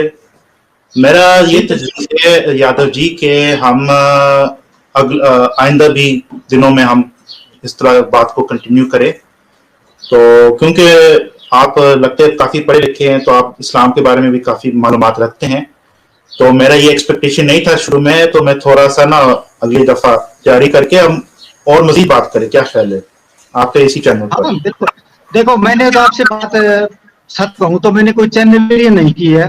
मैं खुद आपकी बातों से थोड़ा प्रभावित था, तो मैंने सोचा चलो नहीं कुछ उनकी नजरिए से देखते हैं, वो भारत को किस नजरिए से देखते हैं, और ये जो हालात चल रहे हैं उनको बस मुझे आपका नजरिया जानना था। तो अच्छी बात है, इससे नॉलेज बढ़ती है, मिलती है। अच्छा, लेकिन अभी मैं, क्योंकि काफी टाइम हो गया, तो मुझे एक दो चीजें जो आपसे पूछनी थी वो पूछता हूँ, फिर हम बात दोबारा भी कभी कर लेंगे, कोई दिक्कत। आपने कहा था अंग्रेजों को और कई 100 साल तक मुसलमानों पर या इधर राज करना चाहिए था, ठीक, ताकि उस उनके उनके रूल के अंडर रहकर इस्लाम को ज्यादा बेहतर तरीके से प्रैक्टिस कर पाते। ये चीज आपको क्यों महसूस हुई? मुझे ये महसूस हुई क्योंकि मैं कंपेयर करता हूँ पाकिस्तान और बांग्लादेश को दूसरे मुसलमान ममालिक के साथ, अरब, बिलखुसूस अरब ममालिक के साथ, या आप कह सकते हैं नॉर्थ अफ्रीका और सेंट्रल एशिया के साथ। वहां चूंकि अंग्रेज की हुकूमत नहीं थी, तो वहां का इस्लाम की जो हालत है वो बहुत, आप कह सकते हैं कि मतलब एक स्टेट वर्जन ऑफ इस्लाम है। भाई जो गवर्नमेंट है, जो स्टेट है, वो सारा अपना इस्लाम डिक्टेट करता है। यहाँ तक कि जो इमाम मस्जिद में होता है, वही जो गवर्नमेंट उसको कागज देते हैं, खुतबा ये पढ़ो, इस पे एक हर्फ ज्यादा आपने अपनी तरफ से बात की है तो उसको हटा देते हैं। तो पाकिस्तान में ऐसा नहीं है। वजह क्या है कि ऐसा नहीं है कि अंग्रेज जब हुकूमत कर रहे इंडिया पर, तो सबको याद किया, कभी तुम अपना ही मस्जिद बना दो, तुम अपना ही मदरसा बना दो। या आपको पता है कि बरेलवी, देवबंदी और जितने मदरसे, ये तो सब अंग्रेज के दौर में शुरू हुई। अहमदिया मूवमेंट भी अंग्रेज के दौर में शुरू हुई। अहले हदीस मूवमेंट भी अंग्रेज के दौर में। अंग्रेज की वजह से स्पिरिचुअल मार्केट प्लेस में डाइवर्सिटी आ गया था। मुसलमानों की बात कर रहा हूं। अब अगर अंग्रेज मजीद 100 साल, 200 साल, 300 साल हुकूमत करते हैं, तो मुसलमान के क्या मतलब बेहतर हालत होनी थी। अब मैं इधर अंग्रेज की ही मुल्क में रह रहा हूँ, कह रहा अंग्रेजी का मुल्क था, तो इधर इतना आजादी है, सोशल आजादी है, पॉलिटिकल आजादी है। ये चीज मुसलमान वाले ममालिक में नहीं है। तो अगर मजीद शायद अंग्रेज हमारे ऊपर हुकूमत करते, तो ये सोशल रिफॉर्म भी आते हैं, ये पॉलिटिकल रिफॉर्म भी आते हैं। लेकिन एक चीज आपको बता देता हूँ, कल्चरल हमारा जो कल्चरल वेस्टर्नाइजेशन जो है, मैं इसके खिलाफ हूँ। मतलब कि मुसलमान माशरे में वेस्टर्नाइजेशन हो, कि मुसलमान वेस्टर्न जो है कपड़े पहने शुरू करें, या वेस्टर्न वाला मीडिया देखें, मूवीज देखें, टीवी देखें, ड्रामा देखें, सिनेमा जाएं, मैं इसके खिलाफ हूँ कि ये ना हो। लेकिन पॉलिटिकल और सोशल रिफॉर्म होना चाहिए जो यहाँ वेस्टर्न कंट्रीज में है। ये मेरा मकसद है।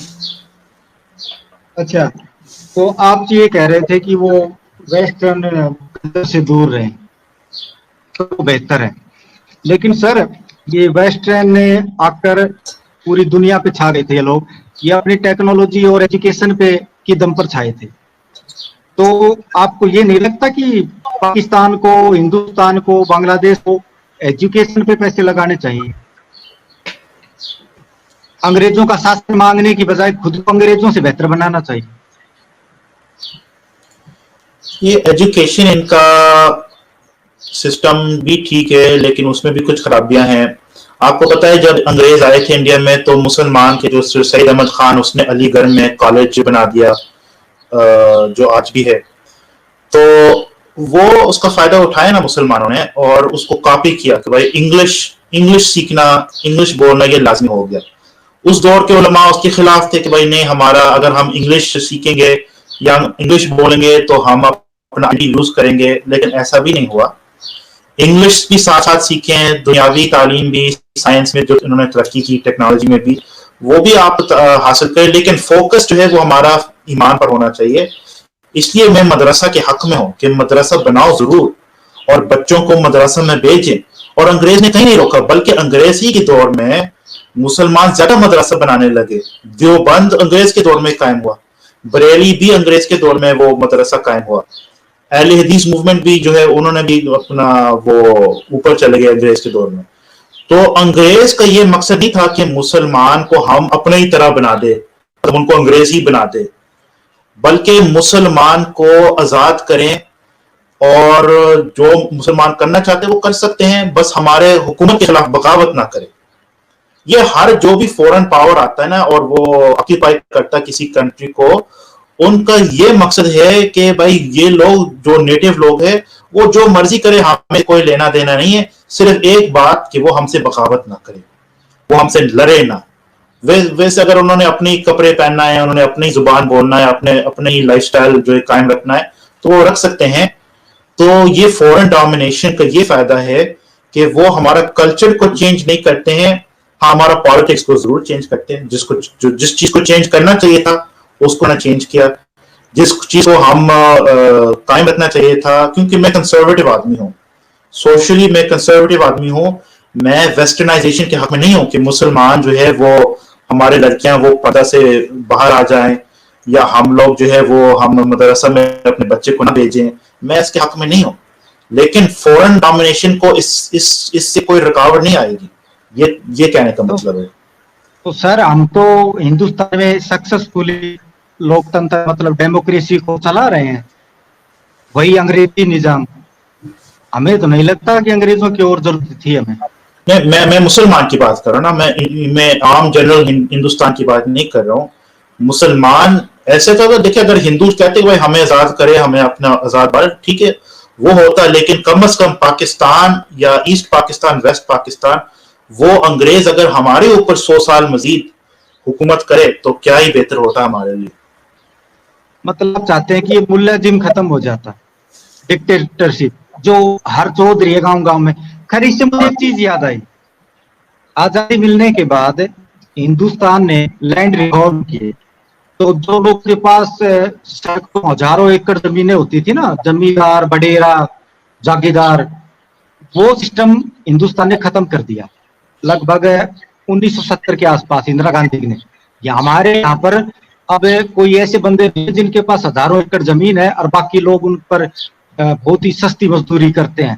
पाकिस्तान में ये सिस्टम क्यों नहीं किया गया? क्या कोई इस्लामिक कारण है? पाकिस्तान क्योंकि एक एग्रीकल्चरल ज्यादा डिपेंड होता है उस पर, इसलिए उस पर ज्यादा इंडस्ट्रियल, जब एक मुल्क इंडस्ट्रियलाइज हो जाता है तो ये जो जागीरदारी सिस्टम है वो कमजोर हो जाता है। वो फिर लोग जो है वो गांव देहात से निकलकर सिटीज की तरफ जाते हैं, अपने फैक्ट्री में काम करते हैं। नो, ऐसे नहीं निपटा है सर। यहाँ पर एक कानून लेकर आया गया आई गवर्नमेंट कि जिस जमीन के टुकड़े को जो बंदा जोतता है, मतलब जिस जमीन पर जो हल चला रहा है वो जमीन उसकी, इस तरह से खत्म किया था। जी आपकी बात सही है, इंडिया में ऐसा हुआ, लेकिन मैं इसको खिलाफ हूँ क्योंकि उसूली तौर पर यह गलत है कि भाई जिसका जमीन है ना वो आप उसको छीन नहीं सकते कि भाई ये अब हम आपकी जमीन को ले रहे हैं जबरदस्ती से और किसी और को दे रहे हैं। उनके पास वो जमीन इसलिए थी। जो नजरिया है ना वो मैं इसके बिल्कुल खिलाफ हूँ। सोशलिज्म का लैंड रिफॉर्म की जो बात कर रहे हैं ये तरीका नहीं है, क्योंकि ये किस्म का चोरी है। नहीं सर, ये जमीन उनको गवर्नमेंट के द्वारा ही दी गई थी,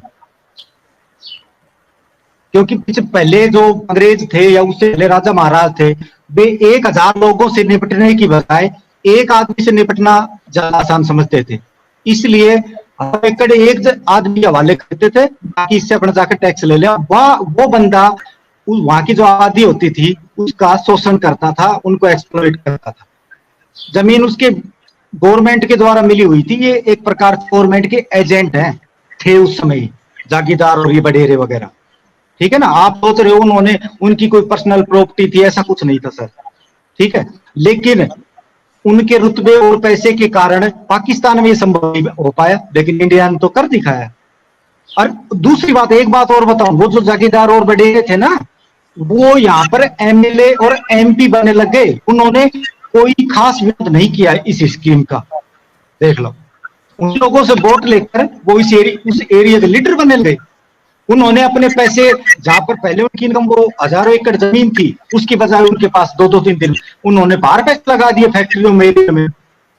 किसी ने विरोध नहीं किया। आप लगभग 1970 के आसपास के अखबार निकाल के देख लो, किसी भी जागीरदार ने युद्ध की घोषणा नहीं की। नो, सबको पता था हम ये गलत कर रहे हैं, लोगों को शोषण कर रहे हैं। भाई जिस धरती पर जो अन्न उगा रहा है धरती उसी की, जबकि पाकिस्तान में ये नहीं हुआ। और आज भी पाकिस्तान में ग्रामीण क्षेत्रों में, देहात में लोगों को उसी तरह शोषण होता है। वहां पर जागीरदार और बडेरे हैं, ठीक है, वो अपने बच्चों की शादी में लोगों की बकरियां तक मंगवाते हैं, पता नहीं क्या क्या करते हैं, क्योंकि मैंने खुद पाकिस्तान के एक मौलवी के मुंह से। तो वहां पर ये सब क्यों खत्म हुआ? क्या इस्लाम की वजह से? जी, इस्लाम का इसमें इसलिए दखला है क्योंकि इस्लाम में हमारे कानून है भाई कि हम इस तरह के लैंड रिफॉर्म हमारे शरीयत के खिलाफ है। हाँ, अगर कोई साबित कर सकता है, आपने कहा कि इसका हिस्ट्री ये है कि मतलब जो भी आपने हिस्ट्री बताया है, अब कोई अगर साबित कर सकता है, उसके पास प्रूफ है, उसके पास डॉक्यूमेंटेशन है कि भाई ये मेरा जाती जमीन था, वो कोई महाराजा आया था या कोई बड़ा अंग्रेज आए थे, उन्होंने हमारा जमीन हमसे ले ली और एक बड़ा जो है जगीरदार को दिया, इसलिए हम अपनी जमीन को वापस चाहते हैं, तो शरीयत के हमारे कानून के मुताबिक उसको दिया जाएगा अगर वो साबित कर सकता है, क्योंकि वो तो एक जालिमाना कब्जा हुआ।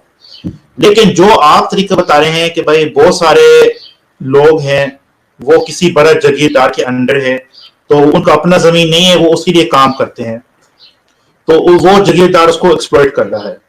एक होता है ना हमारे अंदर उशर का एक हुक्म है कि भाई जिसके पास जराई जमीन है वो अपना 10वां हिस्सा को देना चाहिए गरीबों को। तो ये अगर निजाम कायम रहता है, और ये कानून है पाकिस्तान में, पता नहीं इस पर कितना अमल किया जाता है, अमल दरामद अलग मसला है, लेकिन कानून वैसे है कि उशर दिया जाए, 10वां हिस्सा आपको अपना हार्वेस्ट का देना है गरीबों को। अब इस तरीके से एक वो आप कह सकते एक तरकीब होगा, जो गरीब लोग है आहिस्ता आहिस्ता वो काबिल होंगे कि अपनी जमीन खरीदे, अपना जाती जमीन खरीदे। छोटा ही होगा, आहिस्ता आहिस्ता वो बढ़ जाएगा, एकड़ बढ़ जाएंगे। तो इस तरीके से लैंड रिफॉर्म का ये तरीका मैं समझता हूँ सबसे अच्छा है। जो आप तरीका बता रहे हैं, जो ऐसा हुआ सोशलिज्म की वजह से इंडिया में, ये असूली तौर पर गलत है कि किसी की जमीन को छीन ली जाए और तकसीम करे कि नहीं, जगीरदारी को खत्म करने के लिए हमने जबरदस्ती उनकी जमीन को छीनना है। ये तरीका नहीं है, ये तरीका गलत है मेरे नजर में। हाँ, मतलब हो सकता है इस्लाम की नजर में तरीका गलत हो, लेकिन इस तरीकों को सही से एग्जीक्यूट किया जाए ना, तो इसके रिजल्ट बेहतरीन निकलते हैं, जो कि हिंदुस्तान में निकल कर आए हैं। ठीक है, मेरे पास भी है, 12 बीघा जमीन है, ठीक। तो मैं समझता हूँ किसानों के दर्द को सब कुछ, ठीक है, कि उनके लिए कितना इंपॉर्टेंट होता है कि अगर उनकी खुद की जमीन हो तो खैर अपन इस टॉपिक अब छोड़ते हैं। वैसे भी अपन को काफी टाइम हो गया है। जो मेरा सबसे फाइनल आपसे जो पूछना था वो ये है, क्योंकि आपको रूहानी एहसास भी होते हैं और गाइडेंस भी मिलती है, और आप खुद भी इंटरेस्टेड हैं कि आप एक राय कायम की इजराइल वाले मैटर में और अंग्रेजों के शासन के मैटर में। दुनिया के लिए सबसे बेहतरीन सिस्टम इस वक्त कौन सा हो सकता है, अगर आप ये अगले 4-5 मिनट में एक्सप्लेन कर सके? ठीक है, इसके बीच 1 मिनट और बताऊं, इसमें आप इस्लाम को उस खैर आप अपनी मर्जी से बताइए, मैं शर्त नहीं लगाऊंगा इस मैटर में। चलो आप बताओ। देखिए, सबसे अच्छा निजाम या सिस्टम ये है लिबरलिज्म, सेक्युलर लिबरलिज्म, जिसमें 2 चीजें हैं। उसमें एक होता है रिलीजन और स्टेट बिल्कुल सेपरेट होते हैं, और इसका मकसद यह है कि रिलीजन को प्रोटेक्ट करना है स्टेट से, ये नहीं कि स्टेट को प्रोटेक्ट करना है रिलीजन से। रिलीजन एक अच्छी चीज है, उसको प्रोटेक्ट करने के लिए, उसको तहफ़्फ़ुज़ देने के लिए आप रिलीजन और रियासत स्टेट को अलग करते, जुदा करते। यह सेक्युलरिज्म है, अमेरिकन जो वर्जन सेक्युलरिज्म है, मैं उसकी बात कर रहा हूं। और लिबरलिज्म क्या है? लिबरलिज्म यह है कि आप लोगों को हकूक देते हैं, उनके पास इनवायलेबल हुर्मत की जगह पे रखते हैं, हुकूक है, राइट्स है। वो कौन से? जैसे अमेरिका के कॉन्स्टिट्यूशन में बिल ऑफ राइट्स है, आपके पास फ्रीडम ऑफ स्पीच है, फ्रीडम ऑफ रिलीजन है, फ्रीडम ऑफ प्रेस है। ये फ्रीडम्स जो है वो इतने हुर्मत की जगह पे हैं कि आप उसको वायलेट नहीं कर सकते। और ये मैंने देखा दुनिया में सबसे आजाद मुल्क इस लिहाज से वो यूनाइटेड स्टेट्स ऑफ अमेरिका है, और मेरा पसंदीदा मुल्क है। और मैं इसके सिस्टम के हक में हूं। जहां तक इस्लाम की बात है, इस्लाम ने कोई खास सिस्टम नहीं लेके आया। ये लोगों को गलत फहमी है कि इस्लाम में कोई सिस्टम है, कोई नहीं।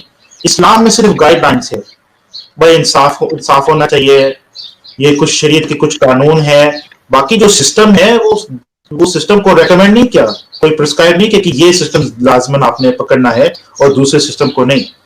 सिस्टम के अपना इख्तियार है कि भाई जिसको सिस्टम को आपको पसंद है या जो ज्यादा मुनासिब है लोगों के लिए, वो लोग इख्तियार करे। तो अमेरिका का जो लिबरल सेक्युलरिज्म सिस्टम है ना, ये सबसे बेहतरीन सिस्टम है दुनिया में, और मैं इसके हक में हूँ जी। अच्छा, आप कनाडा में रहते हो, खैर अब अपने जो मैं सोचे थे वो मैंने पूछ लिया, लेकिन जैसे अब आपने बताया कि आपको अमेरिका पसंद है, तो अमेरिका तो बिना किसी वीजा के, बिना पासपोर्ट आराम से जाते होंगे, तो कितनी बार गए हो? जी मैं अमेरिका में रह चुका हूँ भी हूँ, तो 2-3 साल रह चुका हूँ, लेकिन सिटीजनशिप नहीं मिला, इसलिए हम वापस आए कनाडा में। तो मेरा आने जाने का सिलसिला है, तो इंशाल्लाह जब जैसे भी रिस्ट्रिक्शन भी खुल रहे हैं हमारा बॉर्डर्स के, तो अमेरिका जाने का बड़ा सिलसिला शुरू करेंगे। असल में कनाडा और अमेरिका में भी इतना फर्क नहीं है, मतलब अमेरिका थोड़ा ज्यादा आजादी है क्योंकि उनकी कॉन्स्टिट्यूशन वो ज्यादा मजबूत है। हम कनाडा चूंकि हम अभी एक डोमिनियन है, अभी भी अगर आप हमारे जो नोट्स को देखें उस पर क्वीन एलिजाबेथ का तस्वीर है, तो उस पर थोड़ा सा असर है, लेकिन नहीं है। आप कनाडा में कहाँ, वैंकूवर में हो? जी वैंकूवर के पास हूँ। क्या मौसम है वहां पर इस वक्त?